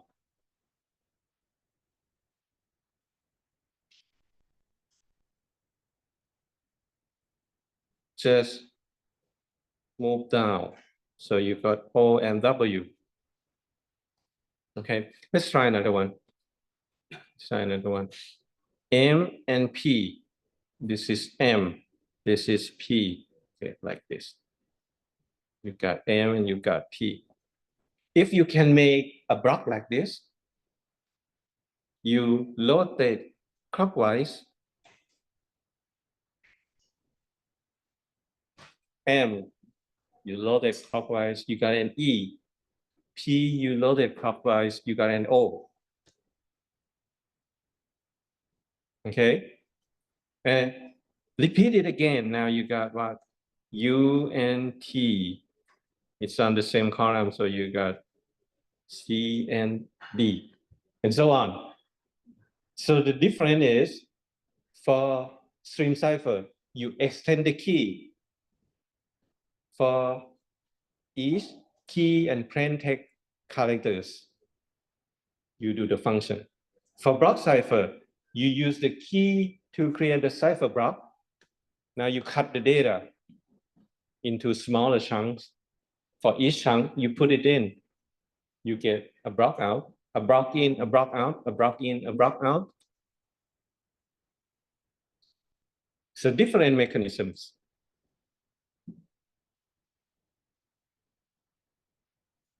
Right? Block cipher, you put a block in, you get a block out.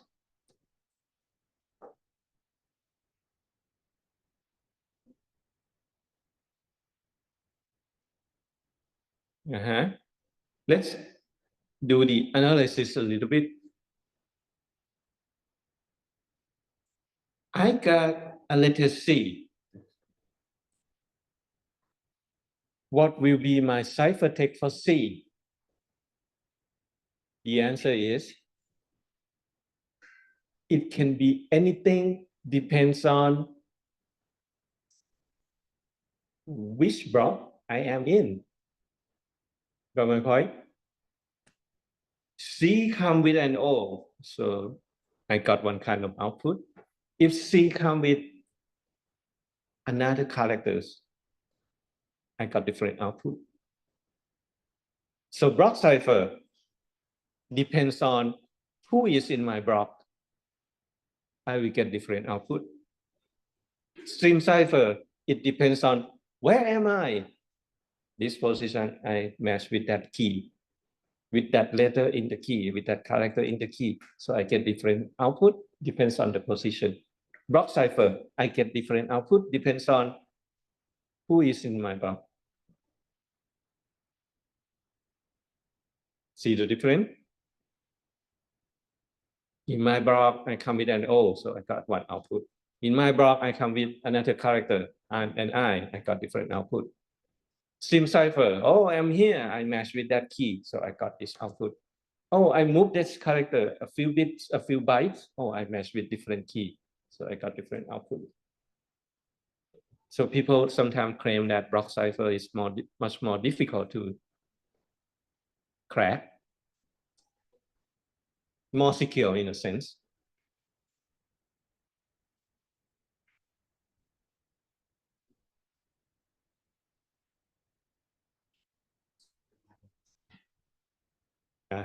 And the encryption standard that announced by the US government, you may have heard of the standard that called AES.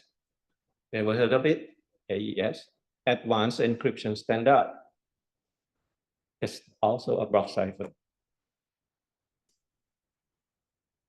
All right, so the AES algorithm, the Advanced Encryption Standard that used nowadays in communication between the banks on several places, or even in your browser, that's also a block cipher.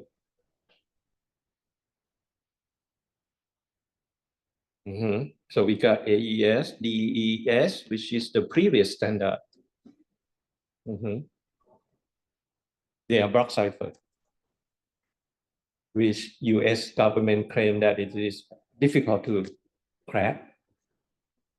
Much more difficult to crack, I should say.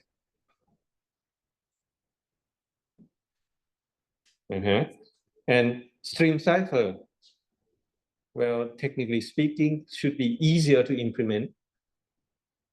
Should be easier to implement and should be faster.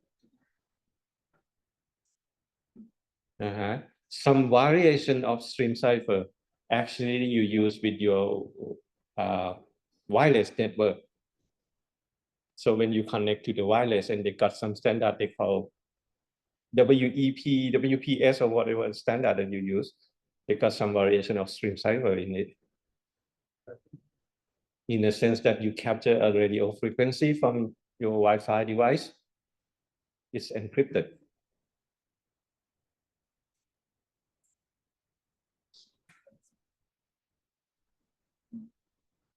All right, so up to this point, we got hash function, stream cipher, and block cipher. But for block cipher, there are more details to it. It depends on how you chaining the block together.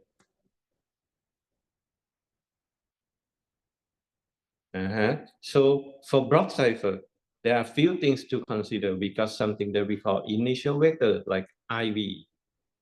And since the block, the data may not finish within a block.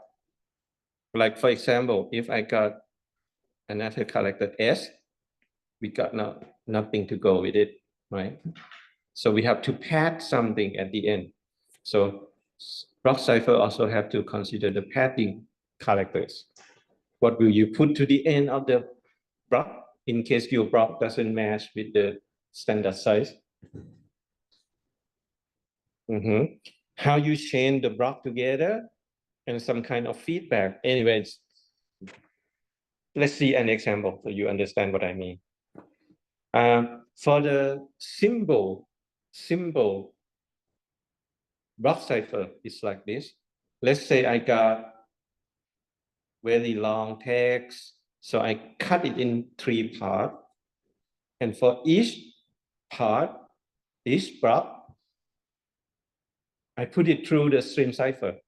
Sorry, put it to the block cipher.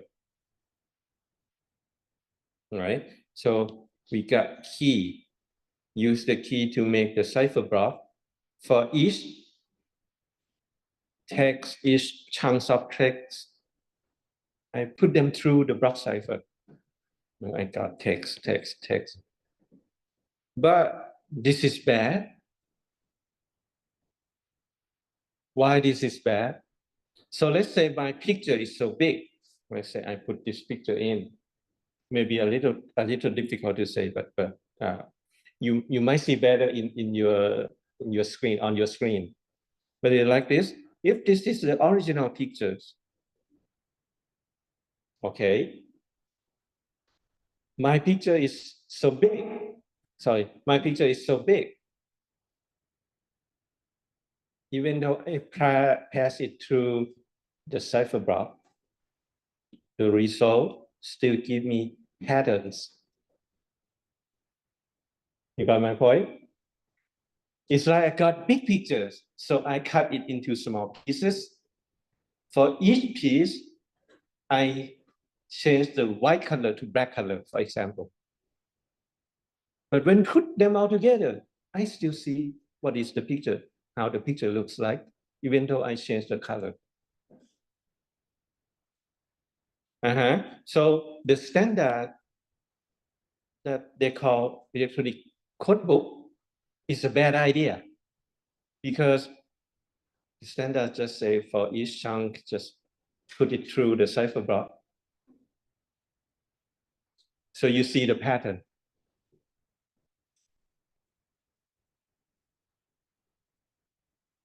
So what I'm saying here is that even though you use block cipher, it depends on the mode that you use it. If you use it this way, like EZB, you don't get any security. The pattern is still there. We call this operation mode anyway. So ECB is bad. So don't try ECB. So a better mode to use is CBC. What is CBC? It's kind of chaining. Like you use the output from the first block, exclusive OR with the input of the next block. So we got some kind of chaining.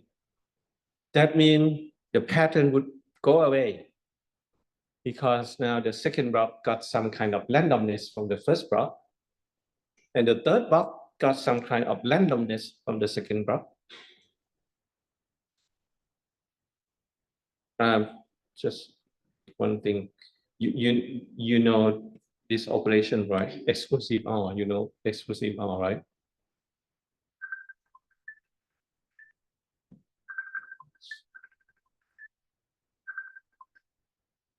Hello. มีอะไร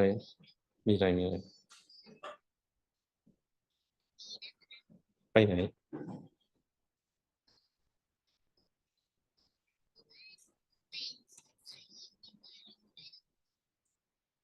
โอเคจ้ะได้เดี๋ยวพ่อสอนเสร็จแล้วเดี๋ยวพ่อโทรไปหานะ sorry it's my daughter just have to take it in case something emergency all right where am I okay exclusive OR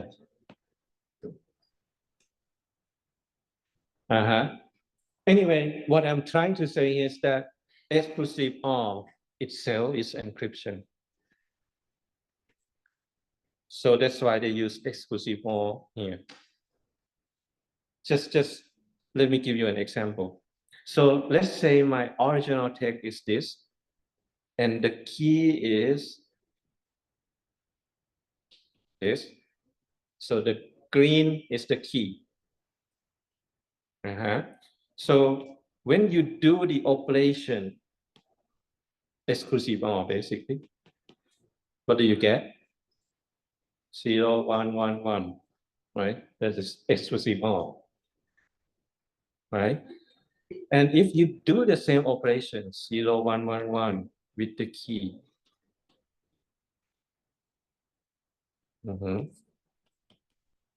what do you get? 1, 0, 1, 1. So exclusive OR operation itself is encryption. This is encrypt, and you use the same operation for decrypt. From my point? So that's why most of the time in encryption algorithm, they use exclusive OR as favorite operation for the cryptographer.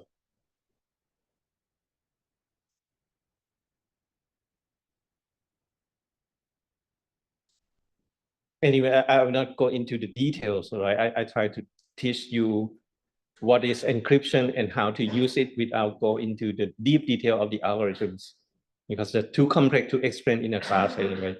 So just anyway, give you general idea of what are they and how to use them properly. That's the idea of this class.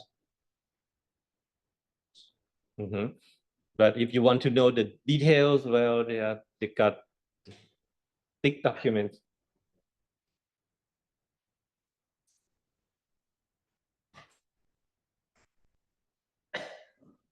Okay, so this is for CBC. You chaining the output into another block.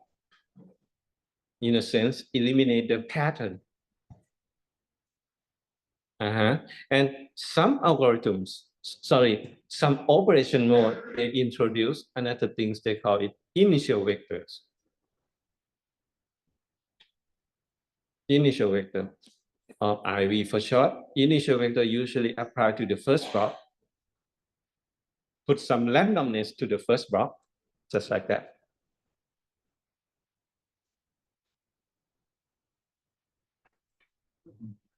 Okay, and PCBC, just different kind of chaining. So you do this exclusive OR and then exclusive OR again. Add more randomness first before chaining to another block. But I would say at least try CBC. That's good enough. If you want to eliminate more pattern, then try the PCBZ. But they also got another mode of operation like CFV and OFV. So what is CFV and OFV? It's like this. Rather than encrypt the data, they encrypt the initial vector. Encrypt the initial vector. And then exclusive OR. And chaining this.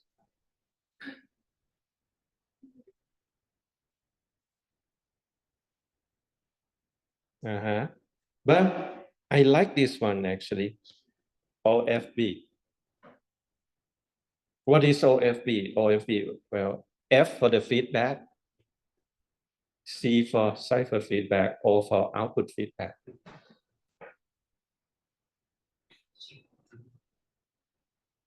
It's like this. You use the initial vector. You apply the initial vector to the cipher block. Then you use that result as an input for the second block and use the result from the second block as an input for the third block. But where is the plain text?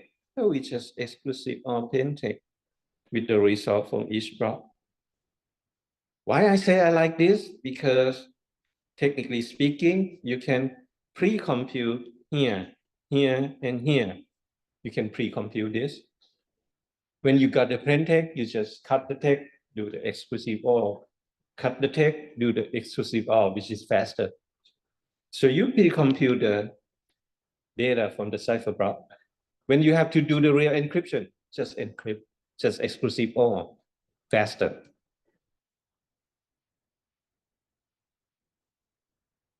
Right? Anyway, it depends on what kind of block you want to use. And some mode like the counter, so they rather than use the initial vector, they would call the initial vector a nonce, NONCE, nonce, number used once, something like that. Number used once, they call it nonce. And some counter adding to the nonce.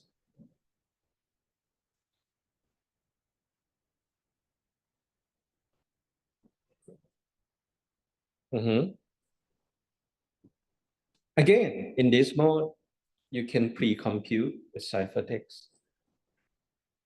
Like the OFB, you can pre-compute the ciphertext.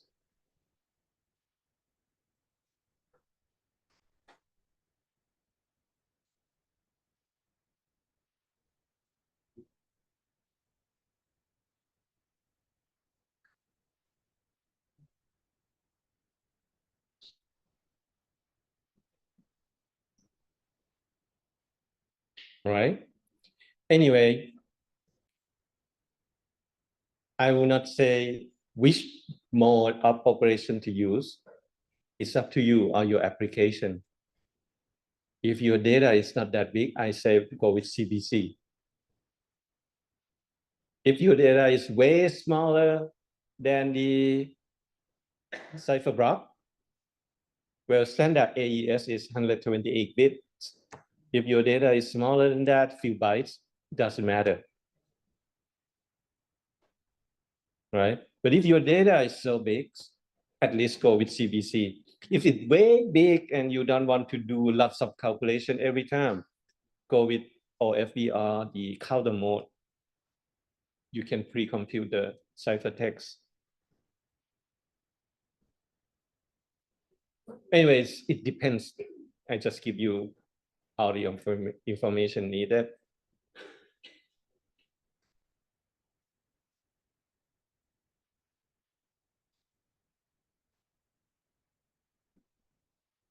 Okay. All right. So let's say you now know how to use the string cipher and block cipher.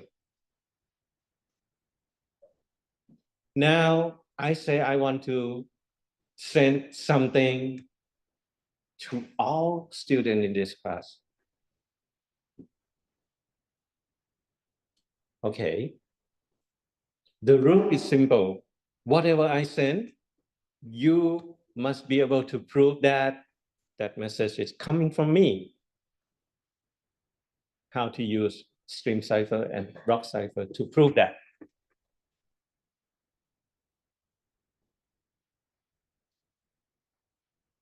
You got my question, right?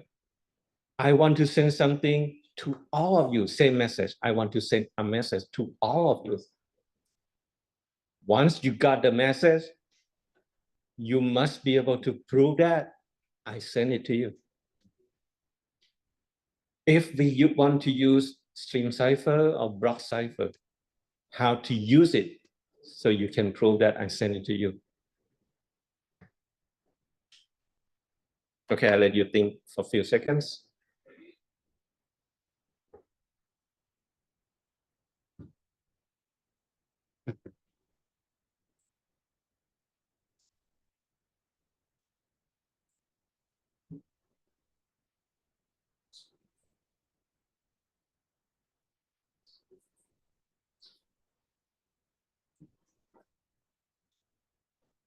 Okay, anybody want to share how to use it? Any idea?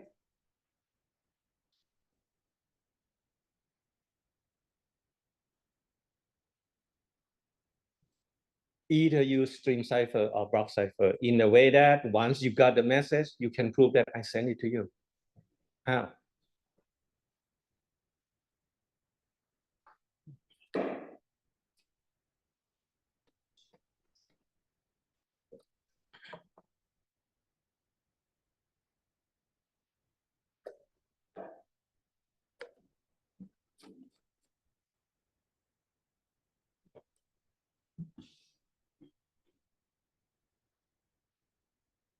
Okay, somebody want to volunteer? No? Or it's too difficult question? Yep, go ahead. 100 keys, okay. So you read this question and you say, I need 100 keys. Each student for Okay. You understand why we need 100 key according to this question? Do you?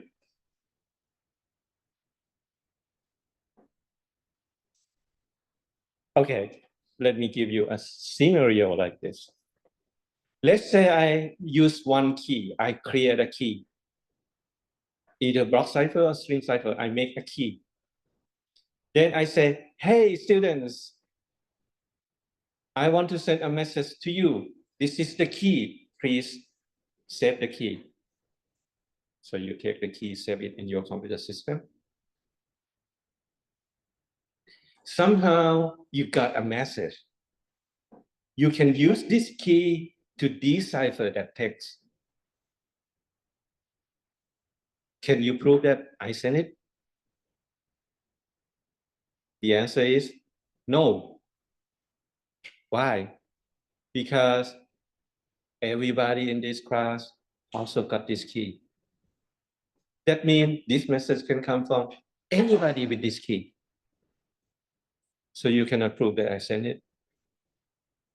You got my point? You got my point? You cannot prove that I sent it because I share this key with all students.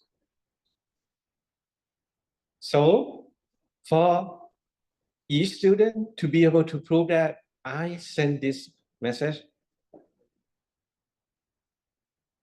you and me, one by one, we need a key. So if we have 100 students, 100 keys. But wait, if I want to send confidential message to all students on this university, which we got about 40,000, that means I have to manage 40,000 keys. Or if I want to share it with what? The world, millions of people. Not a good idea. So that's what we say. It's not scalable. The stream cipher and block cipher, they in general do not scale.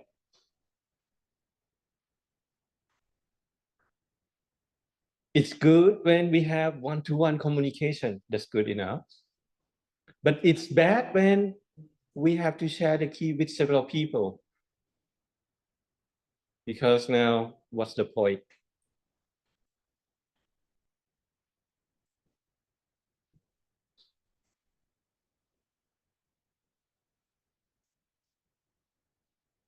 Okay?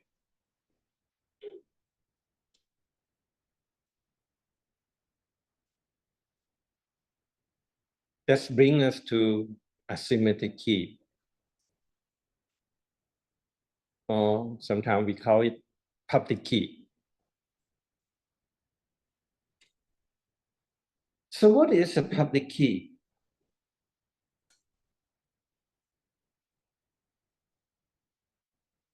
Public keys say now we always have two keys.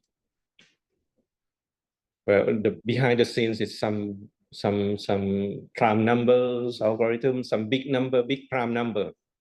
Okay, I will not go into the details. Okay, or I will teach you mathematics of the encryption, which would take hours to understand. But of course, if we change this part from system security to encryption, I have to do that anyway. But our general idea is learn how to use them, not how does it work in details. Okay, now we use public key. The idea is we got a pair of key, meaning two keys. One we call public, another one we call it private. So we got two associated key, public and private. The rules is simple. If you encrypt it with public key, to decrypt it, use the associated private key. Again, if you encrypt it with private key, to decrypt it, use public key. I got two keys, public and private. Okay, just change the context to this example. Just for some reason, they always go with Alice and Bob. So I create the tradition, go with Alice and Bob. Okay. Alice got public key and private key. So Alice keep the private key to herself, keep in the back. She distribute her public key to everybody. Hey, this is my public key, take it. Just like that. I can put it on a website, an email, whatever. Take my public key, just like that. Okay. Now, on the left-hand side, Bob want to send something that only Alice can read. So Bob take Alice's public key and encrypt the message, send this message to Alice. Even though somebody got this message, they cannot see it, they cannot read it, because they do not have the associated private key. So Alice, technically speaking, would be the only person who can read it, because she is the one with key to decipher it. So now we can create a message that only Alice can read using her public key to encrypt.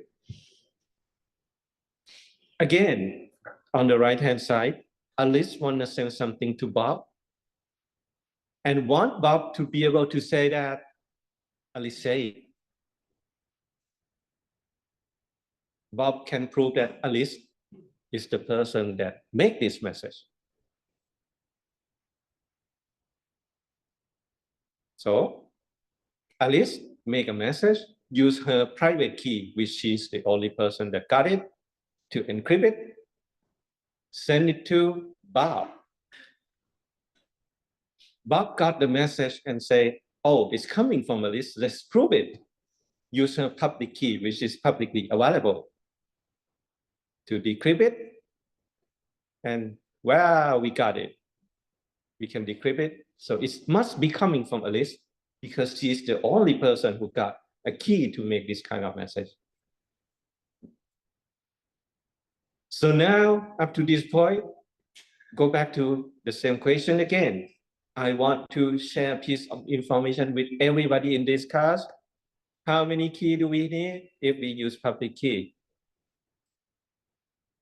Just one key pair, right? I keep the private key to me myself.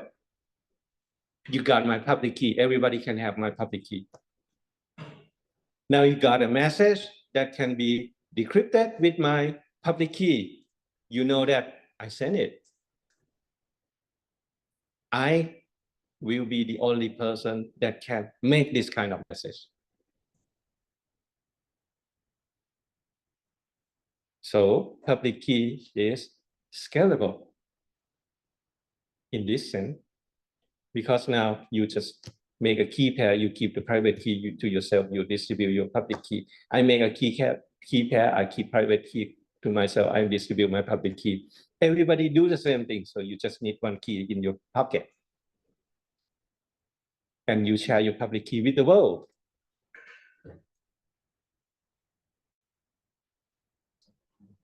But again, the world is not perfect because, oops. ครับผู้ฟังครับอ๋อพอดีเมื่อวานภรรยาผมเขาพยายามจะติดต่อผู้ฟังเรื่องส่งพวงหลีดเรื่องอะไรเนี่ยนะครับได้คุยกันหรือยังเอ่ย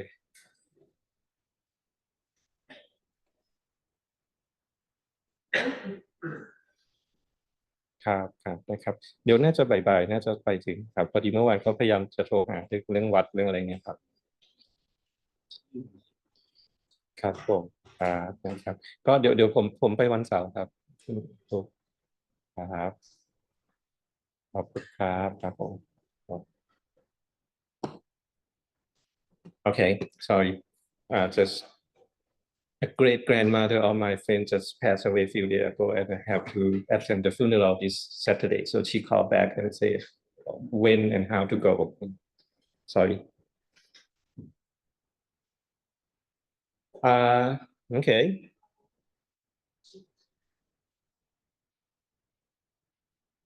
So now we just need one key pair, which is better. Okay. But again, the world is not perfect. Why I say the world is not perfect? Because technically speaking, these algorithms, these public key algorithms, it's slow. I mean, slow and expensive comparing to stream cipher and block cipher. Okay, more expensive, difficult to implement, slow comparing to stream cipher and block cipher. So if we send every single message with this public key, wow, we may spend time doing encryption and decryptions. Too much, too expensive in a sense. So they got some kind of combination anyway. Okay, I already say this, so let's move on. I have to speed up a little bit. Okay, all right. Let me ask you this question. Say Bob wants to send message to Alice in a way that number one, only Alice can read it, and number two, Alice can prove that it's coming from Bob with the public key, how to do it.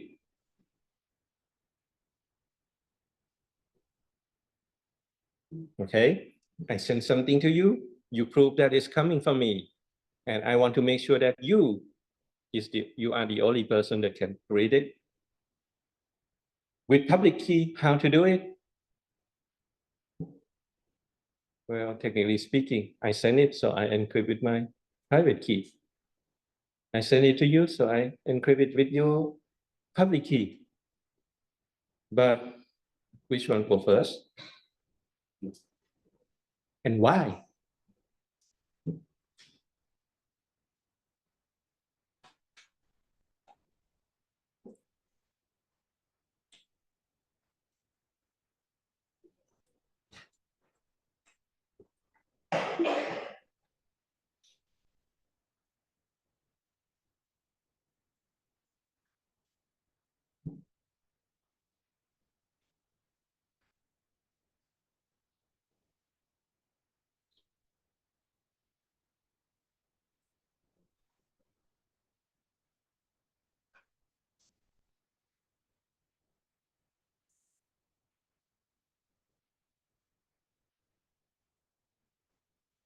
Okay, two choices, A and B, a little different, right? One, A, we encrypt the message with Bob private key first, and then encrypt that message again with Alice public key. Okay, and B, just change the order. Encrypt the message with Alice public key first, then go with Bob private key. Which one is better? Who vote for an A? No. Who will go for the B? And how about others? No comment. B, you go with an B. Okay, think about it a little bit. Let's say you go with an B. If somehow bad guy got this, what can the bad guy do with it? They have to guess for the false private key. If bad guy got this message, since public key is publicly available, so he can crack it once, decrypt it once. So we know that, hey, Bob is sending something. But to whom, we don't know, right? Because we don't have Alice private key. But we know that Bob is doing something. Got my point? Because Bob public key is publicly available. And again, if you go with an A, if bad guy got it, can bad guy do anything with it? No, because we do not have Alice public private key. So A is better in this case. Because bad guy learn nothing. Okay? Again, encryption is just tools. You have to properly know how to use it. That includes several, how to say, configurations, mode of operation, initial vector, blah, blah, blah. This is just a building block.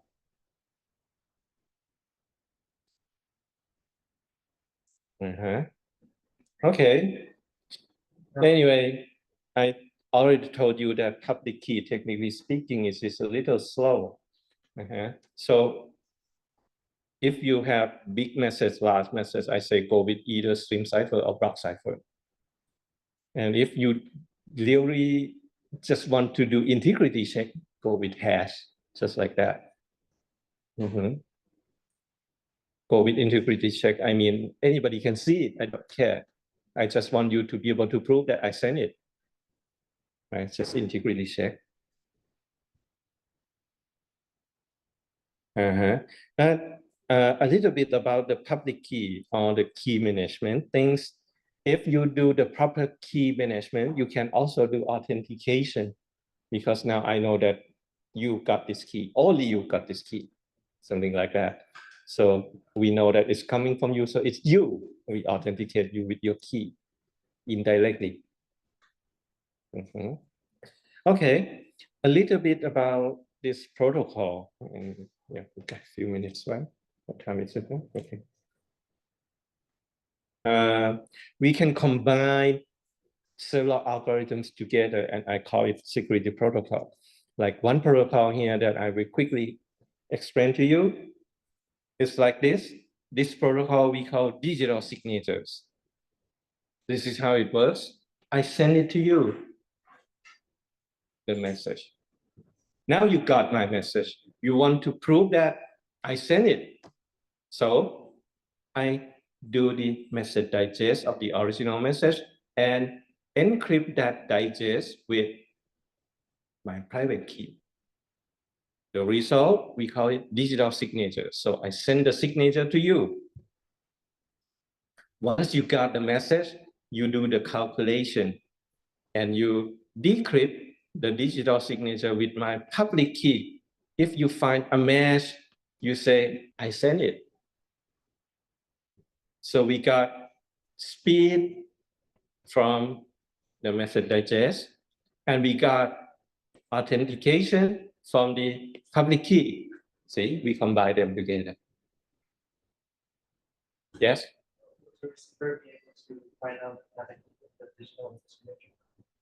No, I do not send private key. I just send the signatures, which is, if you want to decrypt it, you have to use my public key, not my private key. Again, it's like I send a letter. I put a letter on maybe on a website, and you want to prove that that letter I post it. So I letter, and at the end of the letter, I got signatures. So you calculate the hash value from the letter. You use my public key to decrypt the signatures and see if you got a match, just like that. That's how it works. So when we say we seal digital letter or sealed email, this is the easiest way to do it. Digital signatures. Now we got digital document or PDF that is equivalent to real paper with signatures. That's the name, digital signatures. Like nowadays, the university also issue your transcript as a PDF document.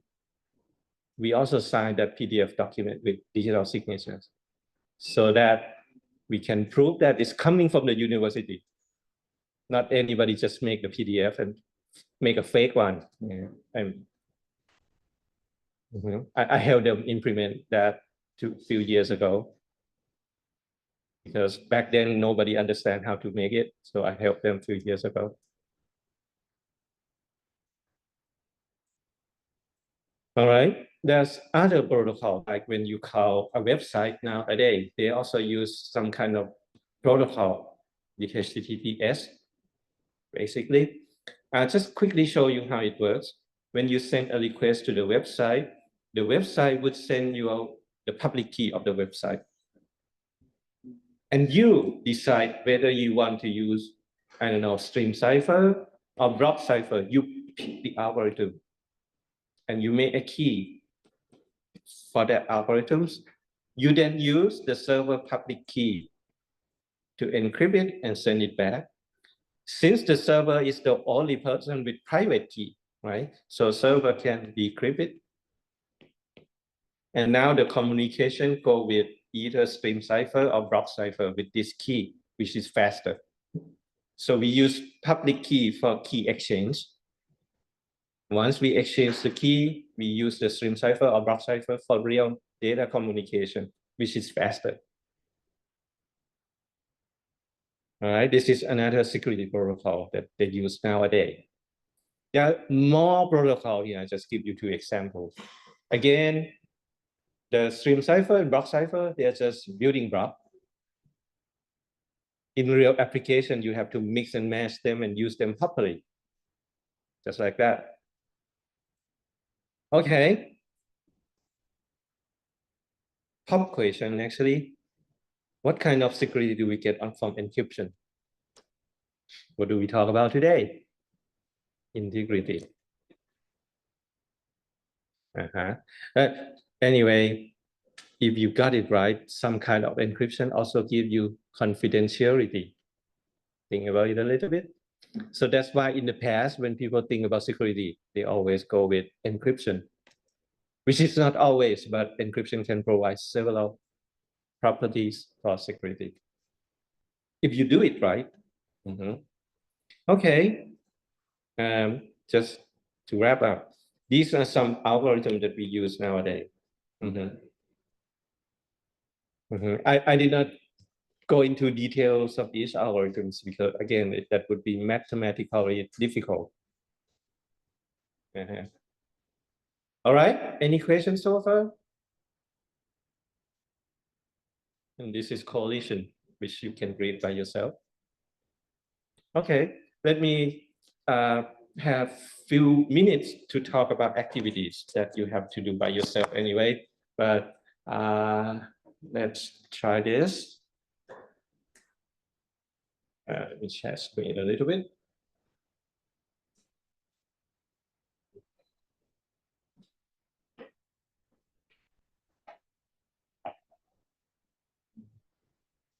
Okay.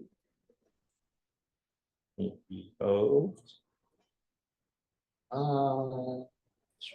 Yeah. You should see now. Okay, it's coming. Good. All right. Yes. All right. This is the activity 2 for today. You will need image magic, OpenSSL, and maybe Python programming. So first question, simple. I got a text, cipher text. Crack it for me. Crack it for me. All right. How to crack it? I give you a few hints. Let's count the frequency of letters. Maybe try some word with 2 characters or 3 characters. That it helps. Try to crack the function. What do you get? A few hints here that would help you crack it. Just like that. And for question number 2, I just want you to make the compact versions of stream cipher. Sorry, symmetric encryption. Use Caesar cipher, the compact version of Caesar cipher. And explain how to cipher the data. What if the word cat is used? What should we get? Give me a code in Python, if possible. Show how it works. And for question number 3, this is when we use image magic. The idea is you will get a picture like this, and you convert it into ASCII format, which is net PBM. Use the editor to take out the first 2 lines of the header of the pictures. Do some encryption with EZB. Then put the header back, and you can still see the pattern. Just to show you that some mode of operation is not good. Right? This is the original pictures. This is the ECB mode. You can still see what is the picture. Not clear, but the pattern is still there. And compare it to CBZ, where you see no pattern at all. So just use PBM because it's an ASCII format. You can just use text editor to edit the header, encrypt the data, and put the header back, just like that. And last one, just want you to try some measurement. Let's say we got hash function, the arc4, which is a stream cipher, and we got blowfish and DSA, which is the rock cipher. So just try to encryption with these algorithms. And you will see for yourself that one is so fast, another one is so slow. Okay. And then discuss or do the analysis for me, which one should be combined so that it makes sense for digital signatures. Yeah, just a little experiment to understand why the digital signature is constructed that way. Just like that. So again, not difficult, but it takes some time. So I put a lot of effort to the lecture so that you understand how they work. That way you can go back and work on yourself. But sometimes I skip the lectures and jump to the activity right away. And for some class, it doesn't work. It depends on your background. So for this class, I decided to go with long lectures and let you do it by yourself. Okay. All right. Any questions so far? Are you hungry and want to run for lunch?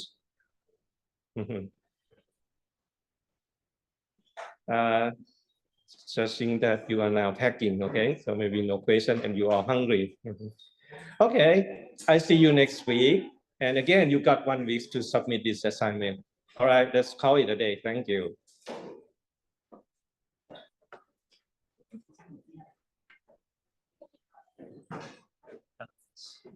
Check ชื่อเลยครับเดี๋ยวนะครับ